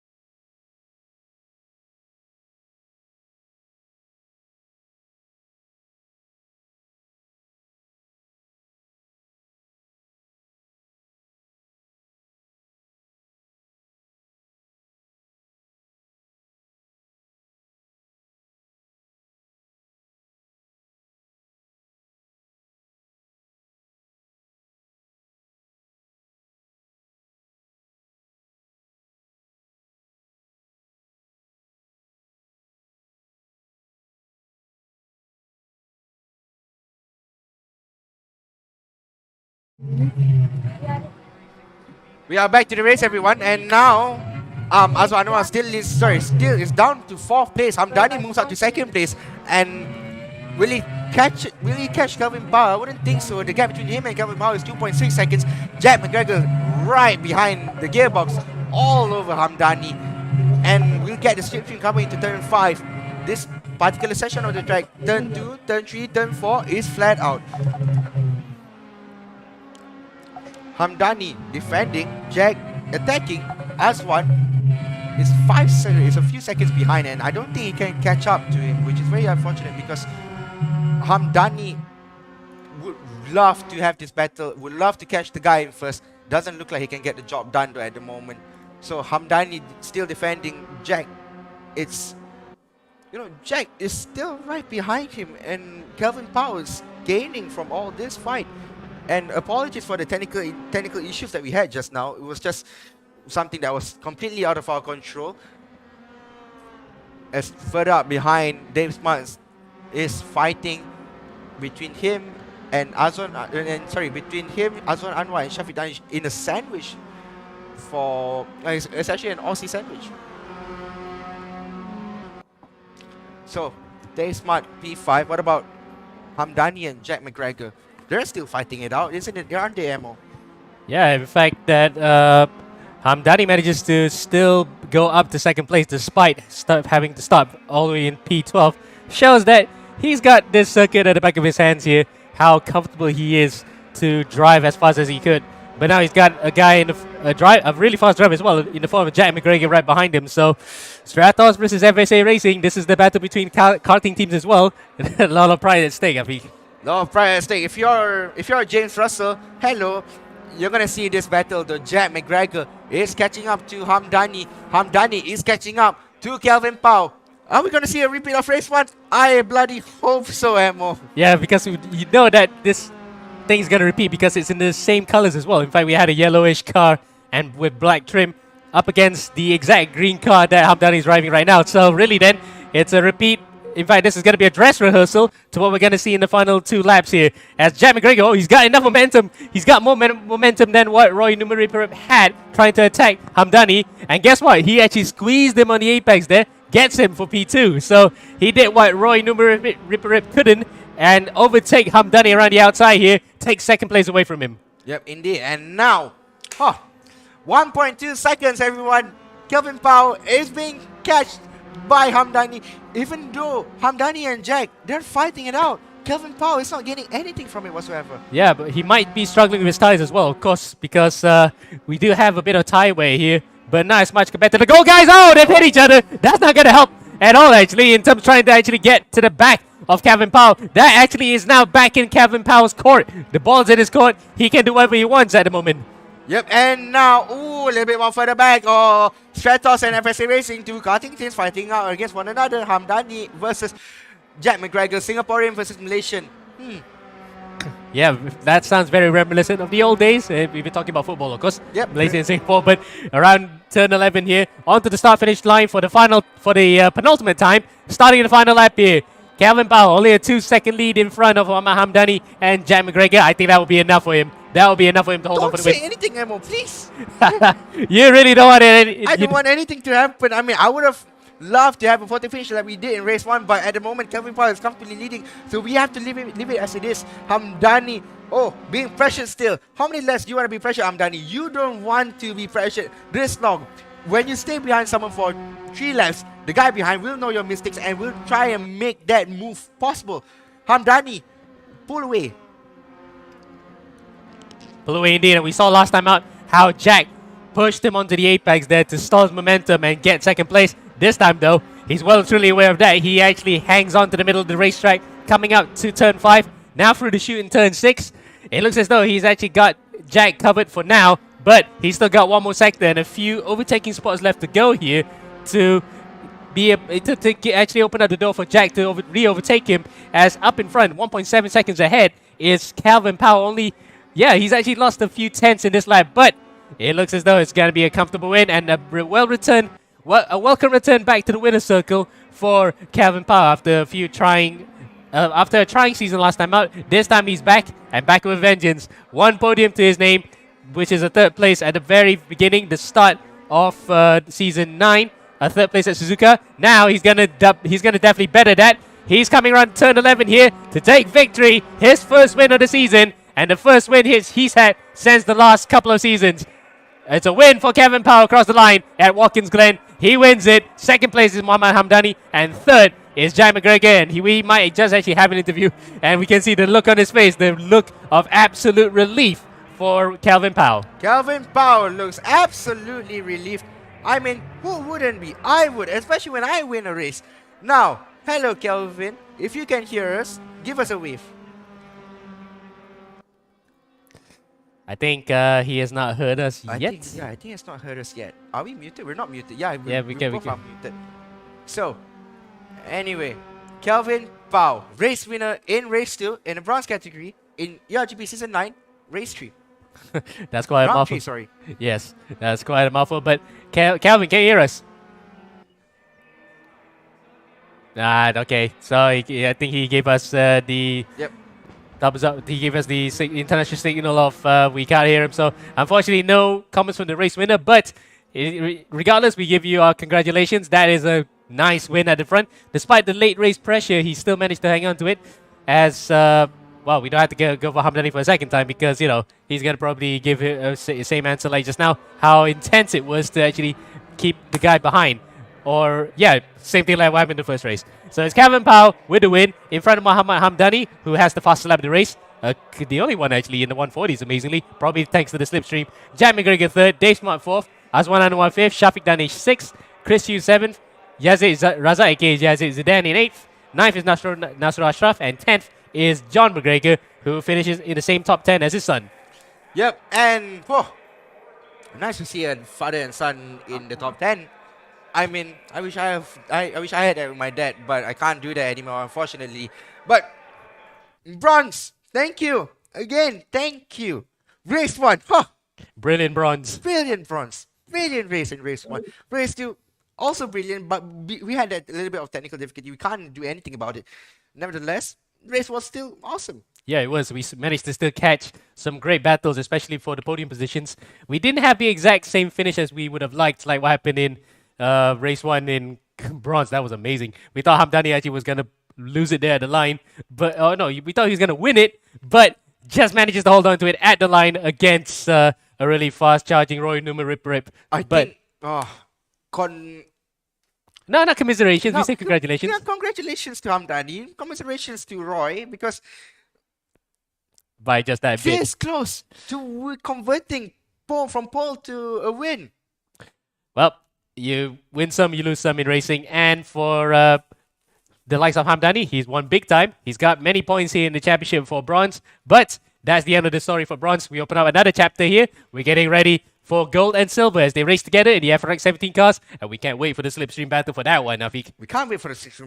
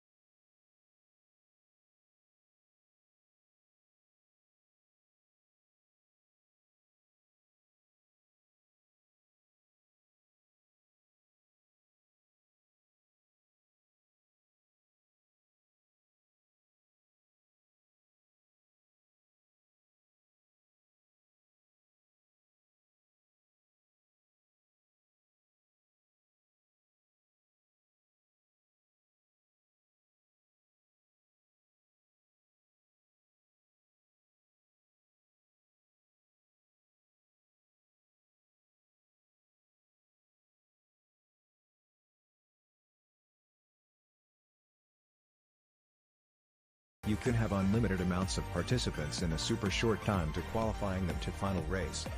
Race Room can cover unlimited amount of participants. We have a full automated esports ecosystem from qualifying leaderboard to broadcast AI. Besides, Race Room's free contents lets everyone can participate to the race.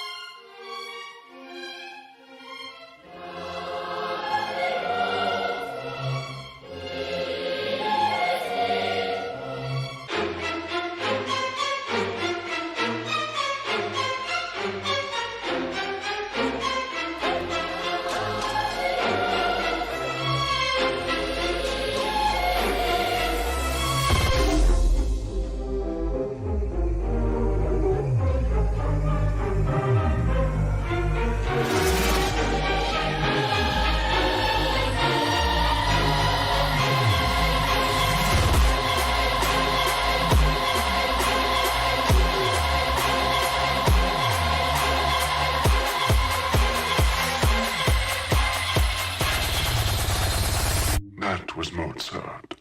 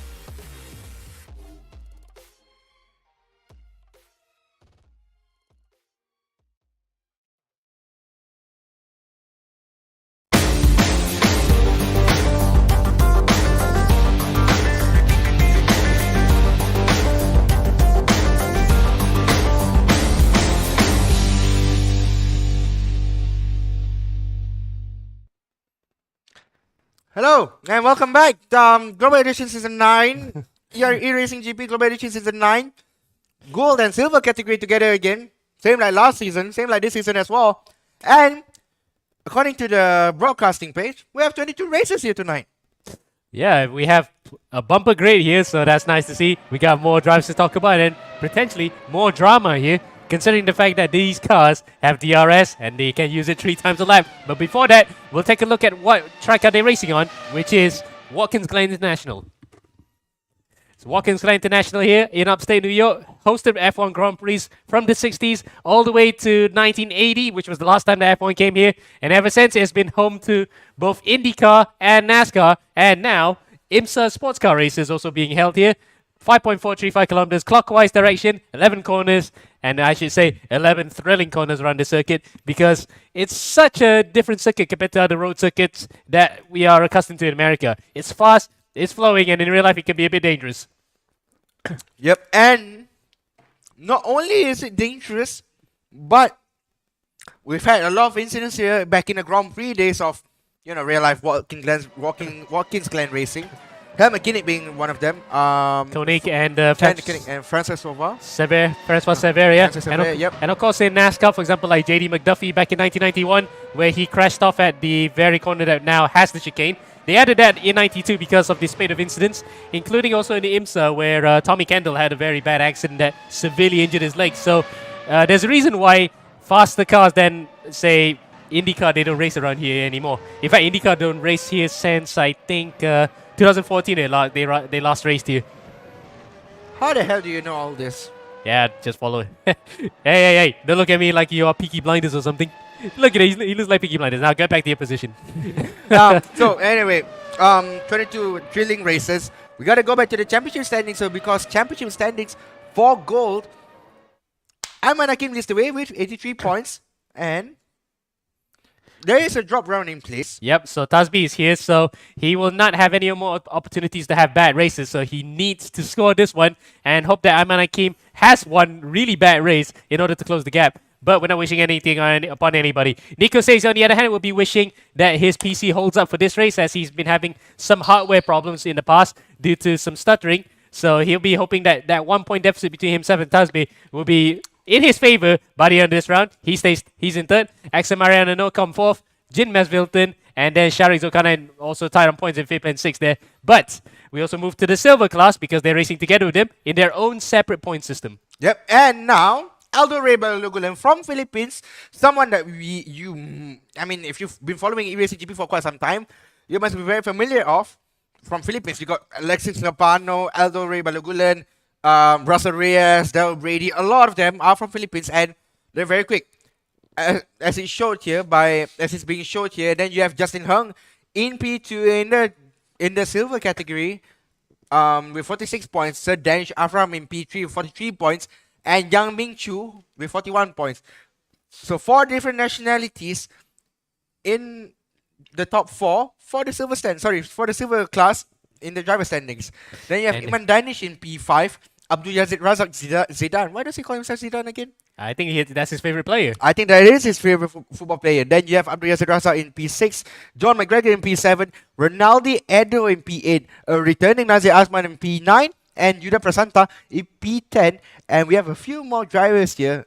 Oh, yeah. Before that, we also can show the teams and nation standings as well. Yeah, correct. And now for the Teams Cup, FSA Racing in first position with 352 points. Then you have the Academy with 165 points. And last but not least, you have Stratos Motorsport running up your top 10 running up your top 3 with 150 points.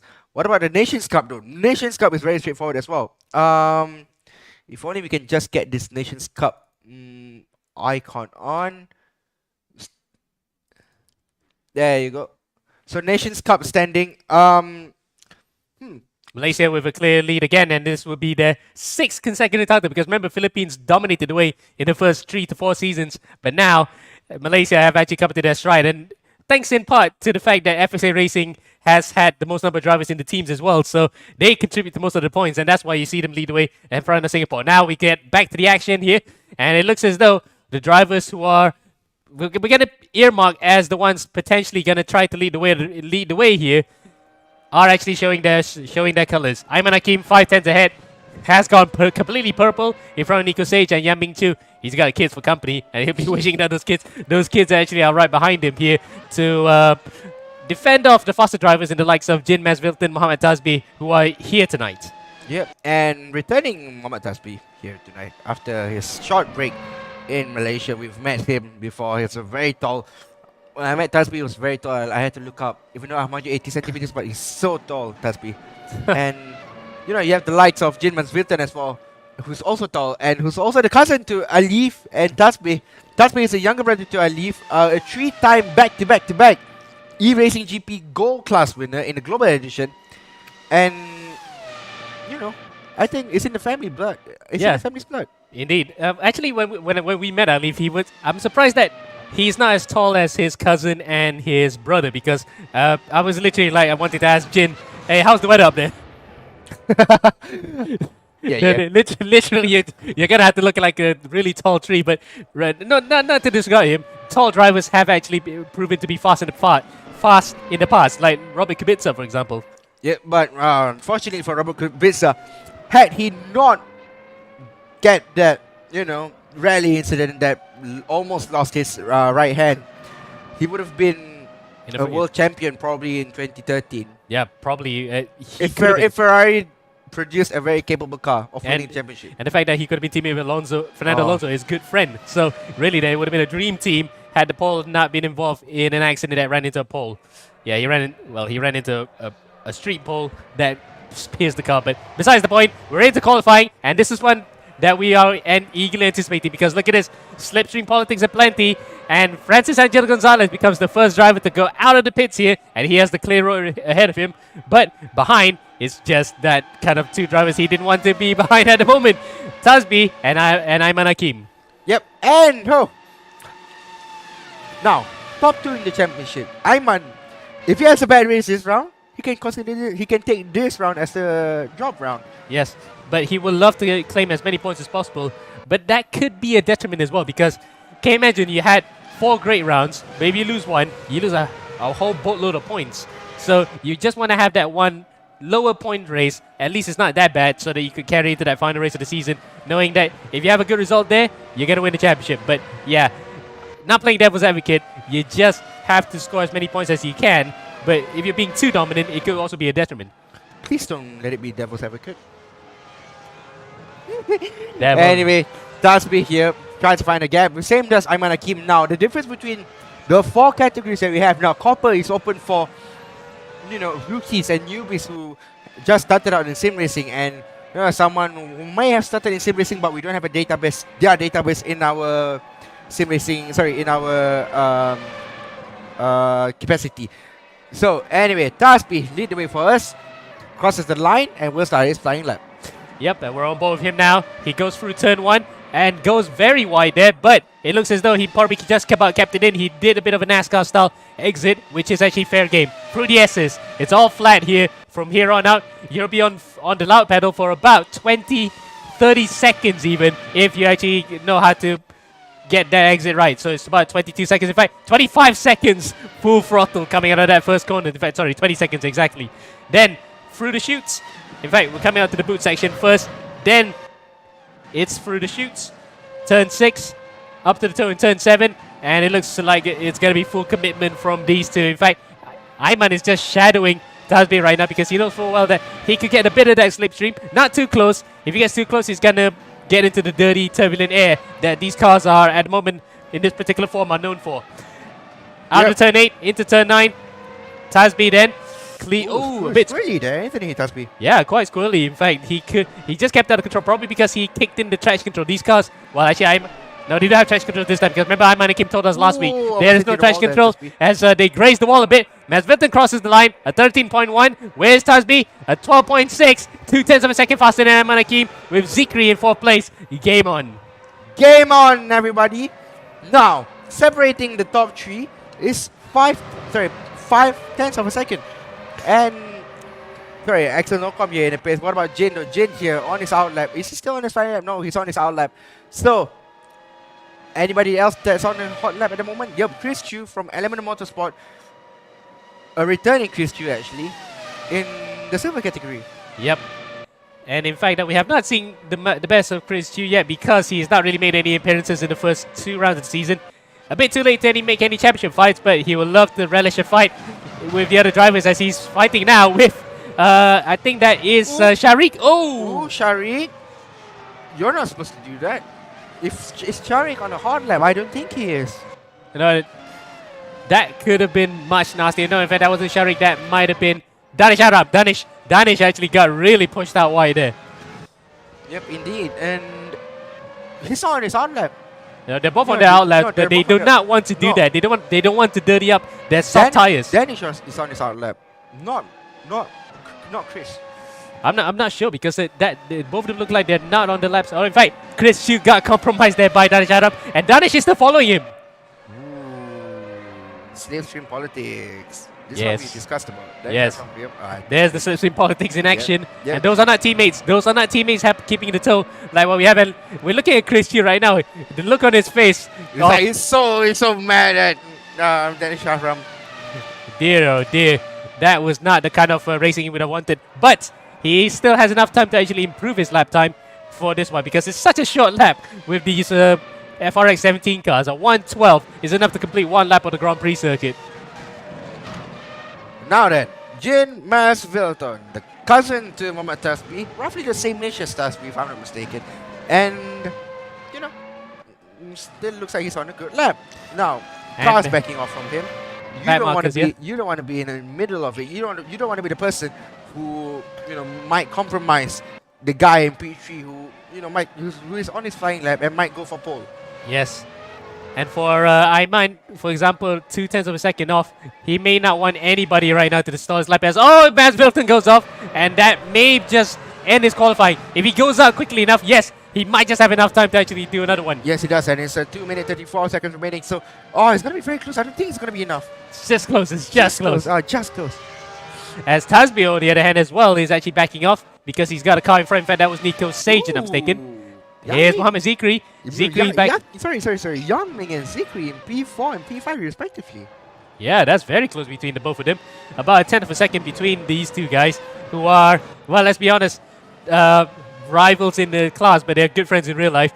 And last year, remember in the bronze category, how Yang Ming actually accidentally rammed Zikri off to the track, and he hit him almost Hamilton style into the barriers. Oh God. That might have been the lowest point in Zikri's race, Zikri's season at that time, but he managed to still win it right at the end. As someone who loves motorsport, it's very unfortunate that some of these incidents can happen. Let's just hope that none of that happens again. We don't want to see another Hamilton Verstappen incident coming to the Corpse Corner. We're not racing in Silverstone here tonight. F1 is, but these people are racing in Watkins Glen, so you can't have incidents here, especially coming to turn 5. Yes. As Mohamed Zikri has Mohamed Hasif right in front for company, and that's not what he would have wanted to begin his final qualifying run here. He may have the slipstream initially, but if Hasif doesn't get out of the way, that's going to hit him. Oh, that's close. I thought for a second that Zikri may have been whacked there by Hasif, but Hasif gets out of the way, and Zikri now has a clear run here all the way to turn 5. Yep, indeed. And now Zikri, we're gonna see though. This is the battle for the pole position in the silver category. And Zikri 3 tenths behind. Yeah, that distraction from Hasif may have deterred him from getting a better lap time. Indeed, it has, and it's very unfortunate. Zikri looks like he was really on it, and he looks really composed. But at the moment, Yang Ming Chu will, qualify on pole in the silver category. Well, P4 overall, but P1 in pole. Sorry, P1 in silver. Yeah, but 4 points on the board is not a bad thing going. And for Yan Ming, for example, he really wants to actually get a championship after coming close twice in 2 seasons, only to be thwarted right at the end in both seasons. At the end of both seasons, so he really has a point to prove here to win the championship. As across the line goes Zikri. Tasbi is on pole position 2 tenths ahead of Ayman Hakim, Jin Masvilton, and Zikri 4th with Yan Ming 2 5. Zikri manages to get up to 4th place in front of Yan Ming in the end. Whew! Pole for Zikri. I'm impressed, boy. Nico Sage in 6th place, 4th overall in the gold class. Sonidu 7th, 5th in the gold class, so that's top 5. Then Hamdani 8th, 9th Axel Nocom after returning Axel Nocom as well, and 10th in Nasir Azman. So that is the grid set, and in fact we have a big grid here, 22 cars in both classes, combined for both classes. So we can't wait here. It's a great race in prospect here, folks. And last but not least, shout out to our sponsors, Excel Sports, Life Apparels. Yep, we're showing the shirts as well because they got both logos. Yeah. And then Royal Star, Rosango who makes awesome computer stuff. Xbox Sunway, who awesome facility. You have a go-kart track here. You have a go-kart track everywhere, basically, Xbox. And last but not least, Race Room, which is what eracinggp Global Edition is being run on. Yep. Now then, 30 seconds left to go here for the start of the, well, now we can safely say highly anticipated race for a change in gold and silver, because we haven't had the best of races sometimes when we combine both classes, but it's great now that we have the same cars, so there's no such confusions of who's going to be trying to overtake who, and we have enough drivers here to actually make a full grid. So 5 flags on the gantry, and when they go out, race 1 for the gold and silver category will be underway. As here you go, Tasbi has an excellent start there. Oh, a little bit squirrely there, coming off from the further behind on the grid. Jin Masvilton moves up a position, so he has made that move done on Ayman Hakim, and Ayman Hakim drops down to P3, but nevertheless, exiting turn 4, Mohamed Tasbi leads the way, followed by Jin Masvilton and Ayman Hakim. Zikri, on the other hand, still leads the silver category, followed by Yang Mingchu. Nico Sage is right behind them. It's a conundrum of cars. It's a traffic jam coming into turn 5. Well, it's a very fast traffic jam, and that's the kind of traffic jam we would have loved to have nowadays in the Klang Valley anyway, as we now come up to turn 6. Oh, the sound of V10. It is the sound of most of our childhoods, actually. We grew up with this sound. It is nice to hear here, singing in the hills of upstate New York. Nico Sage then, up in 6th place, right behind Yan Ming Chu. This is the battle of the youngsters. This is a battle for the youngsters, and yes, they're a different category, but Yang Ming, 13-year-old, Nico, 6 years old. Oh, someone went wide there. It's Yang Ming spins! Oh my goodness, and that made someone, I think there might be... Francis Angelo Gonzalez, yeah, I it think. might be Francis. Oh, Francis tries to avoid Yang Ming and, became the biggest loser there. Yang Ming, those spins coming out of turn 8, but nevertheless, lap 1 has ended. Mohamed Tasbi leads the way, followed by Jin Masfilton with a 9 tenths behind Tasbi, and Aimana came in P3, 3 tenths behind Jin. Yep, and Yan Ming then, you gotta feel your heart for him. He thought that he was looking forward to this. He had high hopes for this race to actually do well in silver, and he wanted to try to take the championship by storm. Now he's gonna have it all to do here in the 15-minute race. Well, in fact, both are 15-minute races, but he has it all to do in both 15-minute races. Yep, Nazir Azman has a DRS. So remember, DRS in racing works a little bit funny, unlike F1, the real F1. Oh! Nazir? Did he go? No, he had a big one. He went completely sideways, nearly smacked into the barriers. That might have been... He had his DRS on Nazir. Yeah, he had his DRS on while he was actually taking the corner. So there's a bit of a trick where you can actually either go off the throttle or brake to actually deactivate it. So he really had a big moment there. I think he might have been wide-eyed for a second, but it's Nazir. He's actually usually very calm anyway. It's very calm anyway, Nazir. It's very calculated. Oh, someone runs wide there. I think that made Hamdani. Hamdani, though, tries to find a way from Nazir Azman, tries to run away from Nazir. But, Nazir is like, I'm back, Hamdani. I want my P7. Indeed, as now the DRS politics. Oh, there's another hit into the barriers there. That's actually Hamdani that time round, and remember he did it during the bronze race. That got Roy Numarip right behind him to overtake. And now around the outside goes Hamdani trying to defend, but now Nazir with DRS has the bit between his teeth. He will attack the driver in front, and the driver in front is actually big accident. That's Francis Angelo Gonzalez involved in it. He's out of the race. Yep, and Sharik is that Sharik out of the race? Yeah, Sharik's out of the race. Yep, front left wheel gone. Oh. It's all kicking off here. We're only into the second lap. From 22 drivers on the grid, we will now have 20, down to 20. A little bit unfortunate, but that's racing. Things happen in racing. Meanwhile, hello, up in front, Tasbi. Tasbi running a bit wide there. You don't see this much mistakes from Tasbi. What is going on? Well, actually, it's only the first time we ever saw him on camera, and it happened to be a mistake. But anyway, that actually has opened up the door for both Tasbi, for both Ms. Vilton and Aymanaki to get by, to actually catch up to the back of him. And of course, Zikri as well, actually, not bad. The bronze champion is also hanging on to this, and he's leading silver here. Can you imagine a silver guy winning overall? It's like an LMP2 winning overall in Le Mans. Nearly happened. Nearly happened in 2017. Didn't happen thanks to Porsche. You gotta love, no, I was going to say Vosbrandus technique, but that's actually Audi. No, it wasn't. It was Porsche. No, Vosbrandus technique is Audi. Anyway, Mas Vilton has the DRS, has the slipstream. They're on the back straight here, coming up to turn 5. Will this be an overtaking maneuver from Tasbi, or will he follow his cousin behind here to try and pull away of a gap, which I think was the latter option they have taken. They're actually pulling away by about a second ahead of Ayman Hakim. And if they cross the line more than a second next time by, Ayman will have lost the DRS. Ayman will indeed lose the DRS, but at the moment, Ayman is still 5 tenths. Now, the battle between Tasbi, Jin, and Ayman is a second separate step, yes, but Jin has one more DRS to use. He's going to use it at the back straight. Yep, he's already used it. He's already used it at the boot section. Now he's going to use it on the start-finish line. Ayman here runs a little bit wide. Zikri, hello, he's right behind Ayman. He's right behind the thick of all of this conundrum. And I like when I see him drive, it's his braking. He really is confident on the brakes. And if he wants to be a late dive bomber, he will try to do it at turn 1.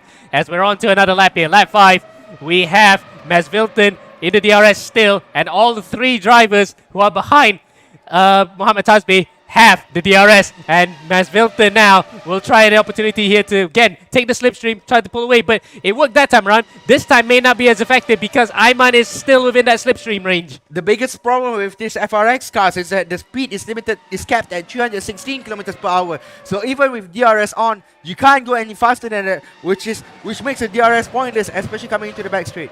So it kind of reaches a criticality there because it just tops out and the cars just cannot get any faster. So really then, you have to pray that the driver in front of you makes a mistake or gets a very bad exit out. Like what Tasman did. Oh no, Masvilton is actually into the barriers. Just as I said, the driver has to make a mistake and Masvilton has completely wiped out his entire front end. That's it. He is now out of the reckoning. Uh-oh. Now, remember what we said about an LMP2 car winning overall in Le Mans? You have Zikri right in the battle between Ayman Hakim and Mohamed Tasbi. These two are fighting for the championship. The two people in front of Zikri are fighting for the championship in the gold category. Zikri, on the other hand, he can just hang back. Yeah, he could just hang back. He doesn't have to get involved in this. He knows that he can win his category, but how he would love to really win it overall, that would be something. If I was Mohamed Zikri, I would give Ayman Hakim a run for his money and show him that yes, I'm a silver driver, but I have the ability, I have the capabilities to fight with a gold driver. But look at the focus on his face. I can almost feel like he's a bit of a Jedi Master because back then he had his room a bit more lit. It looks like he's wearing a cloak. He is almost like a Sith nowadays, isn't it? Return to the dark side. Yes, he's using the dark side of the force here. Well, he's dead set here on trying to get up to the back of Ayman Hakim. And we have a bit of a backstory with Zikri. We did actually get into the Blue Steel Academy at one point, but then he has flourished elsewhere with the likes of Rising Line, and he has proven himself to be a handy driver both in GT4s, GT3s, and now in multiple categories of other cars, as we have a car with no front wing right in front, a back marker. Oh, that's going to be quite hairy. It was very hairy, but luckily he got out of the way just in time, and that might have been Craig Burdos, the young kid. In fact, I thought it was an old, a bit of an older chap, but he's actually a very young kid. He's still in the zone with Craig Burdos. We need to see him. Yeah, he is. He's racing. Yes, he is. Oh, no, it's not. It's actually his dad, maybe.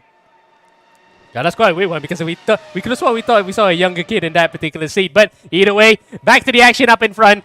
Tasby then still under immense pressure because the slipstream is still on. The DRS is still on for the drivers behind. And for Zikri then, he's watching brief here. He's got the best seat in the house. He's got a 315 km/h cinema seat. Now, if I was Zikri, again, I would fight, but it's being limited by the speed cap of the FRX cars. Had the FRX cars actually go a lot faster with DRS, then yes, Ayman Hakim and Mohamed Zikri can give Tasbi a run for their own money. Yeah, he can. But right now, he's got some really cool comm operators right in front. Ayman has known to be, very a hard chaser. He's a guy that if you have right behind your rearview mirrors, you do not want to have him. He can actually just make a crack in terms of how you drive just from his presence alone. That's the kind of driver I think he is. He's kind of like every other driver who are very fast. You get the guys like Nakib, you got guys like Alif, Josh Perwin. Those are the kind of guys, for example, you do not want to have in your rearview mirrors. It's like Senna. Whenever someone drives and then I see a glowing yellow helmet on my mirrors. I'm in trouble. And that's a red card at the pace. That's actually Masvilton. So Jin has actually made his pit stop back out to the track, and he is behind this particular battle. Fourth in shot, but not fourth in the race overall, unfortunately. Yep, and now Hamdani looks like he tries to find a way around the inside coming into Exonocom at 10-5. Yep. Ooh, he's already done that before in the previous category, and how he actually would love to do this as well in the gold and silver race. Now remember, he was actually pushed out deep there by Jack McGregor in the previous race to finish second. He managed to re-overtake Jack to finish in that one, but he's got a different proposition here. V10 power with DRS, slick and bigger slick tires, so he's got all the grip in the world. But again, it needs to take a different kind of gutsy driving to get by this person here, especially that fast. Oh, that was a hit into the barriers there. But Tasby really fully committed to going to that final corner, really as close as possible to the wall. Ooh, Taspi making errors. Oh, he's Something looking. we don't really see from Taspi. Yeah, he's looking a Has he little bit. taken his dinners, Taspi? I don't think he has. That's why he's acting like this. Now you have Ayman Hakim right behind the gearbox of Muhammad Taspi. Now, what will Ayman do? If I was Ayman, I would die on the inside. Yes, I'd be using if I was a lot. But you know, this is racing. Anything can happen. You have a lot of ways to overtake someone. You have a lot of ways to defend someone. And for Ayman Hakim, championship leader, fighting with a guy who's the rival, who's the main rival in your championship. Yes. Ooh, as Justin Hung gets a judge penalty. Yes, possibly in the presumably. pit lane. Yep, because he went to the pits and unfortunately has missed his pit limiter mark. So unfortunately, that's not the first time we've seen it today. And for Justin Hung, that's the second straight race in a row that he's got a drive-through penalty. We saw in Sonoma as well that he got caught up by that as well. As now, a nice helicopter shot there, looking up from above here. Looks like Tasby has actually lost a bit of momentum here because we saw just now he was being caught by Mes Vilton on the back straight, and he might just be outside DRS range this time. Yes, he is. Even with DRS across the line, he may not be able to actually catch up this time. So the battle for the win is now on between the two drivers at the front as Ayman takes the NASCAR line around the outside, and through the S's. Will this be, again, enough to get up to the back of Muhammad Tasbi? Tasbi has been holding firm despite having the guys behind having DRS. They have not been able to catch up to the back of that Team Flash car. They have not been able to catch back with that Team Flash car, like what Emma mentioned now. Blue Steel Racing versus Flash. And then you have Rising Line right behind them. You have a silver guy in P3 overall. He's just watching brief. Yeah, he's just watching. Yeah, he's watching brief because if he were to see those guys right in front collide, he has every opportunity to pick up a win. So an overall win on top of the class win. So he's just hanging back. He doesn't want to do anything brash. He has won a championship before, so he knows full well how to win a race and how to win championships. So he will hang it back a bit. As Ayman Hakim with the Raiden Shogun background, and I cannot tell you where Raiden takes out her blade. No, we're not gonna say anything about that because that is completely unrelated to racing whatsoever. Ayman Hakim though, ooh, a little bit flying action there by Ayman. That's just a momentary glitch in the game or glitch in the matrix. Yeah, a little bit glitch on the matrix, and now Ayman utilizing his DRS very properly. So he's very calculated, Ayman. Or so does all the other drivers here. 3/10 is what separates him and Taspi, and opens up the DRS very early. He's closer this on, time. and He's gets actually closer this time. Yep. He's on the back straight here, coming out of the S's. Will this be an overtaking maneuver, Afik? It looks like it's going to be an overtaking maneuver by Ayman Hakim, the SV, or try to go on the heli shot. The heli shot doesn't work out. Tasby still stays in front of Ayman Hakim. Yeah, the treetops here at upstate New York are actually much greener than the greenery at Central Park in New York. So, yeah, glad to see that at least some parts of America are still very lush in greenery. Anyway, Tasby still holds on for dear life. Next time by will be the final lap of the race. And who will it be? Will it be Tasby? Will it be Ayman Hakim? Or will it be Zikri? Oh, it will be Zikri. We cannot discount him either. If these two were to whack each other, Zikri will take an unlikely victory. And that will be it will upset the entire apple cart. Indeed, it will. And now Tasby, now Ayman. The difference between Ayman and Tasby is that Ayman has one more DRS to play with. A back marker is coming into play, ladies and gentlemen. And this who is that? going to be the final lap of the race. And it's Nazir Hasman. Nazir without a front wing. So Nazir then is involved in incidents elsewhere. Oh, he's holding on to the inside there. That's dangerous. He might actually stall Ayman Hakim. And yes, he has actually slightly done so. The gap this time is 0.5 of a second. So that was the last chance that Ayman had on that first turn to actually make it. And it has actually not gone his favor, but he's still got 3/4 of the second left to go here. Yep, and now the gap down is down to 0.5 of a second. Gonna be 0.4 of a second. Yep, 420 is sorry, Blaze, 0.420 blaze it. is the gap between Ayman Hakim and Mohammad Tasbi as we reach the halfway point in this final lap of race 1 in the gold and silver category. Ayman Hakim gets closer. He has 2 more DRS to play with. He will use it to his advantage. 1 more DRS remaining. He opens up his DRS, will close it, coming to turn 8. Yes, that's what you should do. Yes. Yeah, and gets closer there. Ooh, Ayman a little bit off track there. I'll tell you what, this might just be another grandstand finish. We saw just now in bronze how he went all the way to the line. This might just be the exact same thing. If Tasbe makes a mistake at the final corner, they might actually have an opportunity for Ayman to get close, but it didn't happen. In fact, Ayman hits the barrier on the way out. It is a win for Tasbih. He returns to the championship with a bang and a win here to set his sights onto that championship battle with Ayman Hakim. Second is Ayman. Third is Muhammad Zikri, and he wins the silver class as well, finishing third overall. Brilliant drive from all three drivers, and I think we might just have enough time to do an interview with Tasbih, who's wearing an Avengers shirt. A quick interview with Muhammad Tasbih is what we're going to have right now, ladies and gentlemen. Now, Muhammad Tasbih, awesome race so far. Awesome race, actually, in race 1. You've held your ground against Ayman Hakim really well, and it worked out. Yeah, it was a good race. Can you guys hear me? Yep, we can. Okay, cool. It was a good race. Very hard because everybody behind were within a second, and the DRS you can just gain 3 to 4 tenths. So yeah, but it's a good maintained race. Yeah, but but correct me if I'm wrong. The speed limit in these cars is 315 kph, right?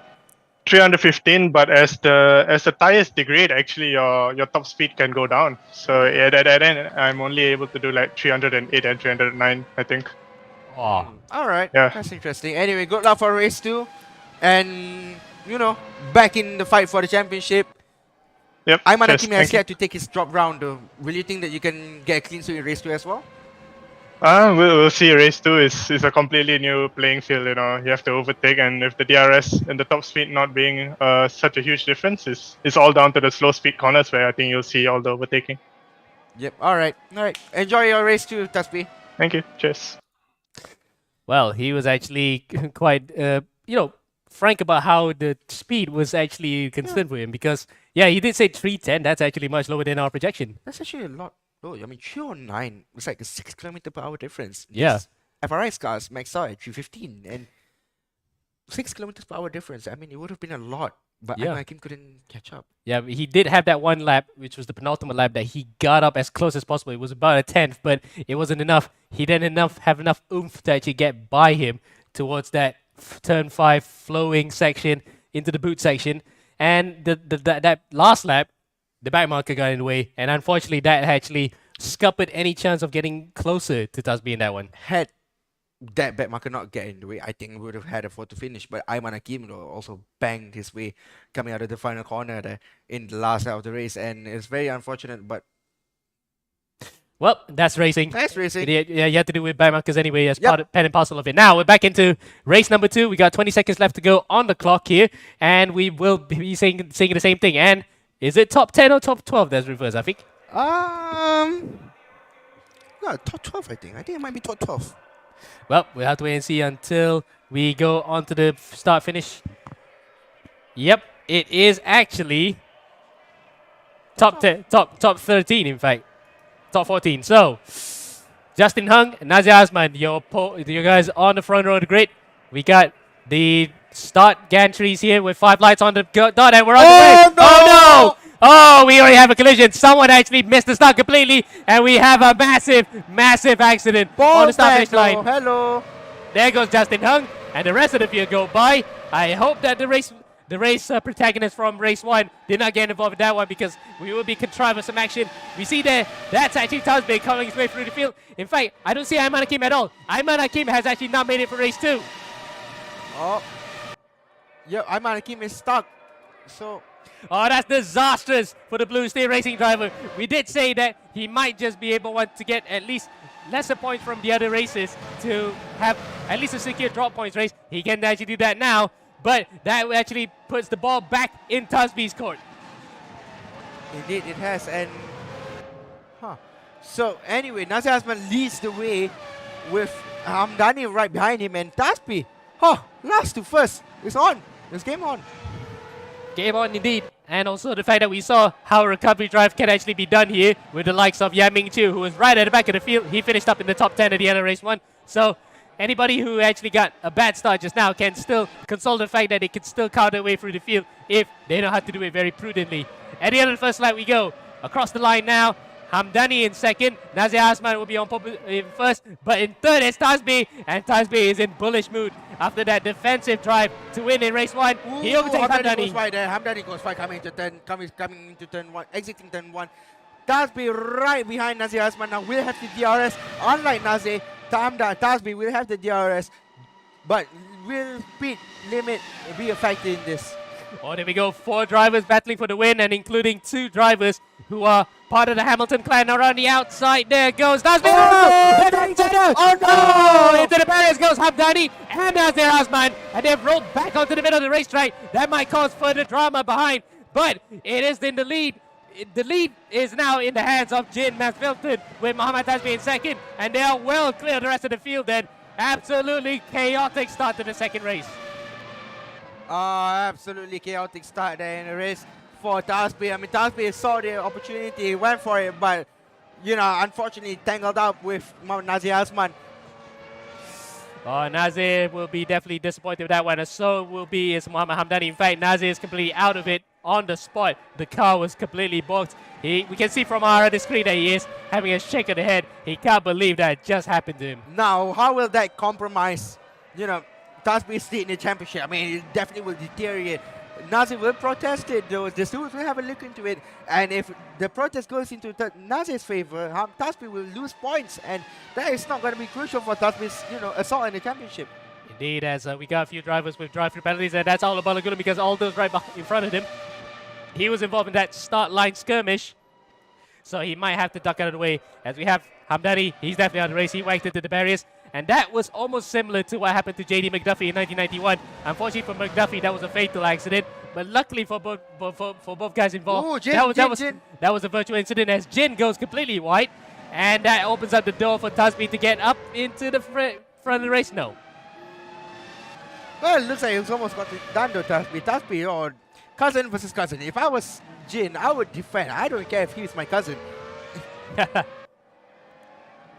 You do want to have that cousin rivalry though between, you know, it's nice, it's fun, it's chaotic. I mean, it won't be good for family parties or whatever, but nevertheless, Jin is still leading the way with, you know, 13 laps remaining. Yes, it's a 15-minute race 1 and 15 laps race 2.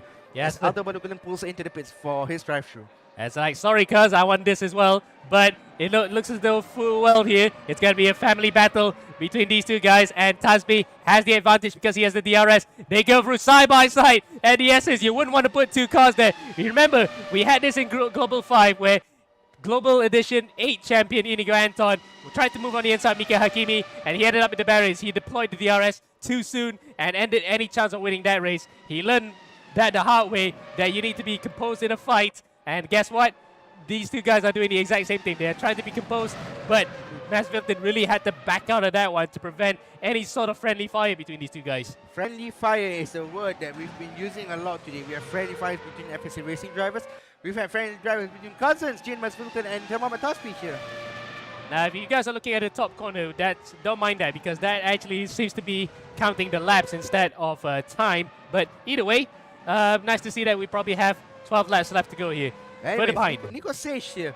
I'm not going to say anything about his PC, but, you know, it's currently in P3. Yeah, but he was ruining that missed opportunity. In fact, he and his father Jean-Luc were actually quite disappointed last week that after the PC started at the worst possible time, he could have been actually battling for the win with Ayman in Sonoma, but unfortunately, the car spun and it was a recovery race from then on. So really then, he would just love to finish on the podium here to consolidate his top 3 in the championship. Yep, and so Tasbih has gotten into the lead though. And stewards, what will you say about this? I mean, we're not stewards, but nevertheless, Tasbih here still leads the way and looks very comfortable in the lead. Yeah, it is. In fact, he really looked like he wanted to break the race to his cousin and take it. So right now, at least, Tasbih will have a serene race up in front. Only for the time being, he will still have the same level of threat as what happened in race 1. But remember, also in race 1, that very corner at turn 7, the tip of the toe of the boots was where it was Masfilton's undoing. He just went a bit wide, smacked the barriers, lost his entire front wing. So he'll probably be a bit more circumspect in this particular race and try to keep the car on the black stuff. Yep, and now we're going to focus on the battle for P2 in the silver category. Sharizuka 9 facing off. Sorry, racing against Abdi Aziz Raza. Oh, Shari almost hits the wall there. And she hits the wall. And remember, in that first race, he went out. Remember, he had a big collision with Francis Angel Gonzalez, so he would love to have a return in the second race on the podium. Oh, he's whacked the barriers that time around.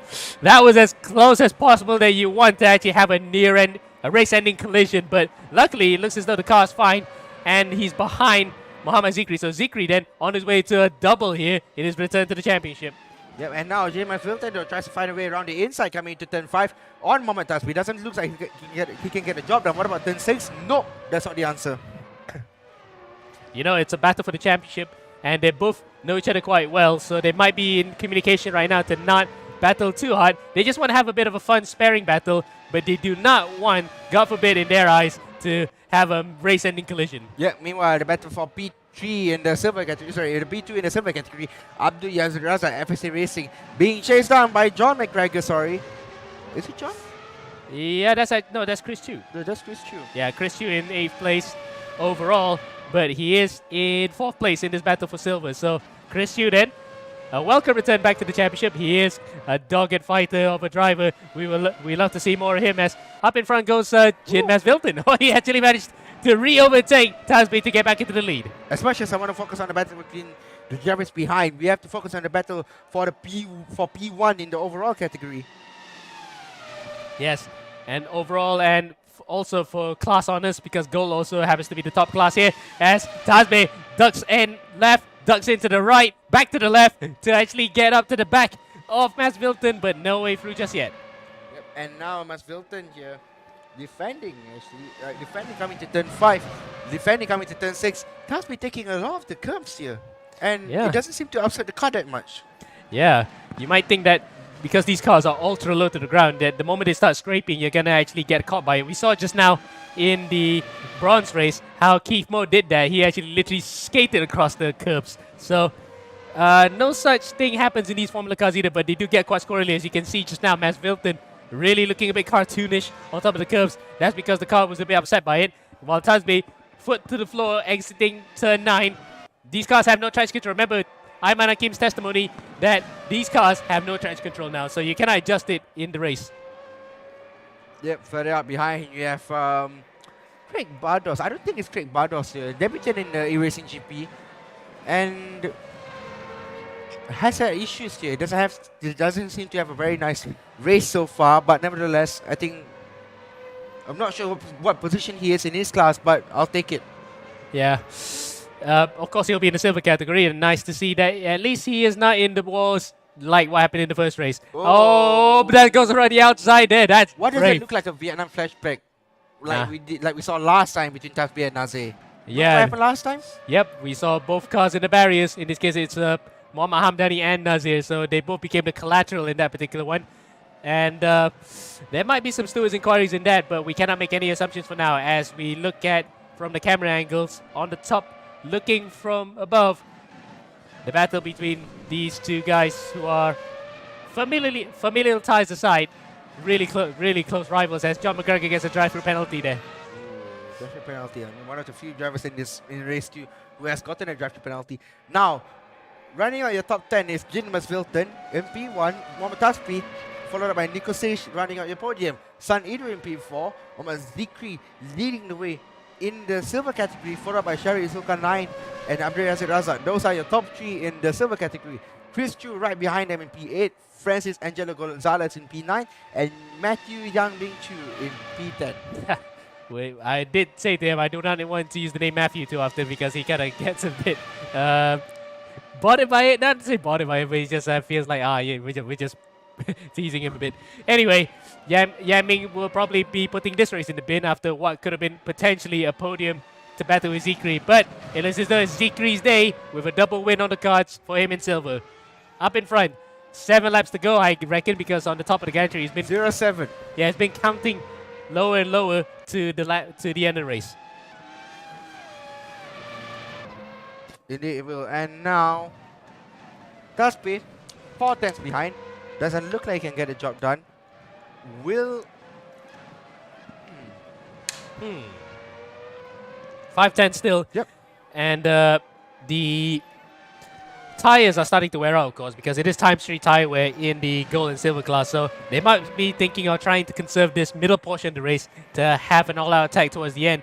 As now, across the line, he had 2 DRS remaining. Now he's up to 3. So Tasby has been quite conservative with his DRS usage as opposed to the others. When they were chasing him, they were immediately using like up to through the S's and onto the back straight. As battle at the edges of the top 10, is it? No, it's actually a back marker being overtaken.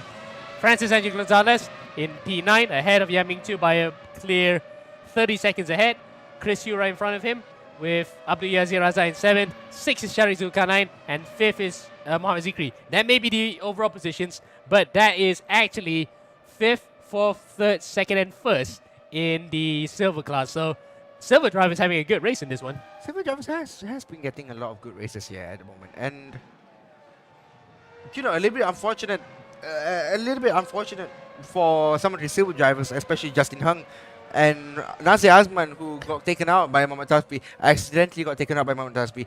Justin Hung, though, didn't move from the line, and you know, that definitely caught people by surprise, and that's why he ended up in the barriers. But that's why even at the start, you cannot assume that everyone got off the line. So you're gonna have to be on your wits about it, to actually get by somebody. So really, then you had to be alert from the get-go. And for some drivers, that didn't work out as what they could have hoped for. Now, 5 laps to go by our reckoning, because it has been counting to 0 here at the start.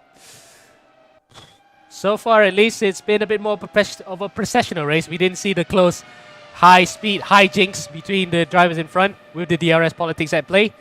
And slipstream and DRS politics at play in this case. But for now, it's settled into a bit of a rhythm, I think. Settled a little bit of a rhythm here, and Tasby here, I think he's backing off because he knows that he did something wrong. And yes, we can't say anything about the stewards' decision yet because the stewards hasn't made a decision yet. The decision will be made after the race. At the moment, the Tasby will get closer to Jin, but by how much? Oof. 5 laps to go by our reckoning. I think we can safely use that as our reference point.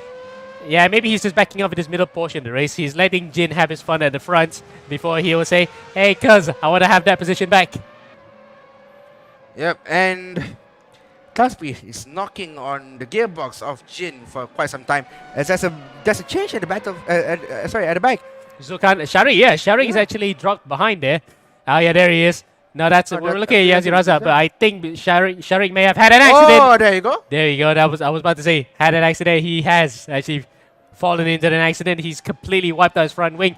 But at least this time, it's not a complete retirement. We saw just now how the bits of his car just fell out of it and he couldn't even move anymore. He's going to have to pit for that, but maybe he could still finish in that top 10 in his class, so at least he will still get points. Yep, and yes, you don't have a front wing, but just bring the car back home. You got 4 laps remaining. Tasby, though, coming to turn 6, doesn't seem to get closer. I think it's just like keeping his tire wear minimal. Yeah, yep. He wants to keep it minimal.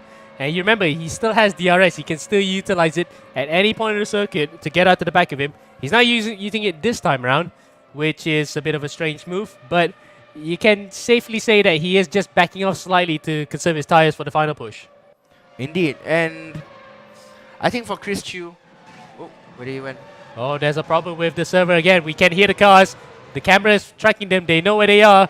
But at the moment, at least, the cars are just everywhere. Yeah, and Nico Station is being chased by Sunnydu. Now, Sunnydu, the Oz Anzac Team DDF X Crafty Beast.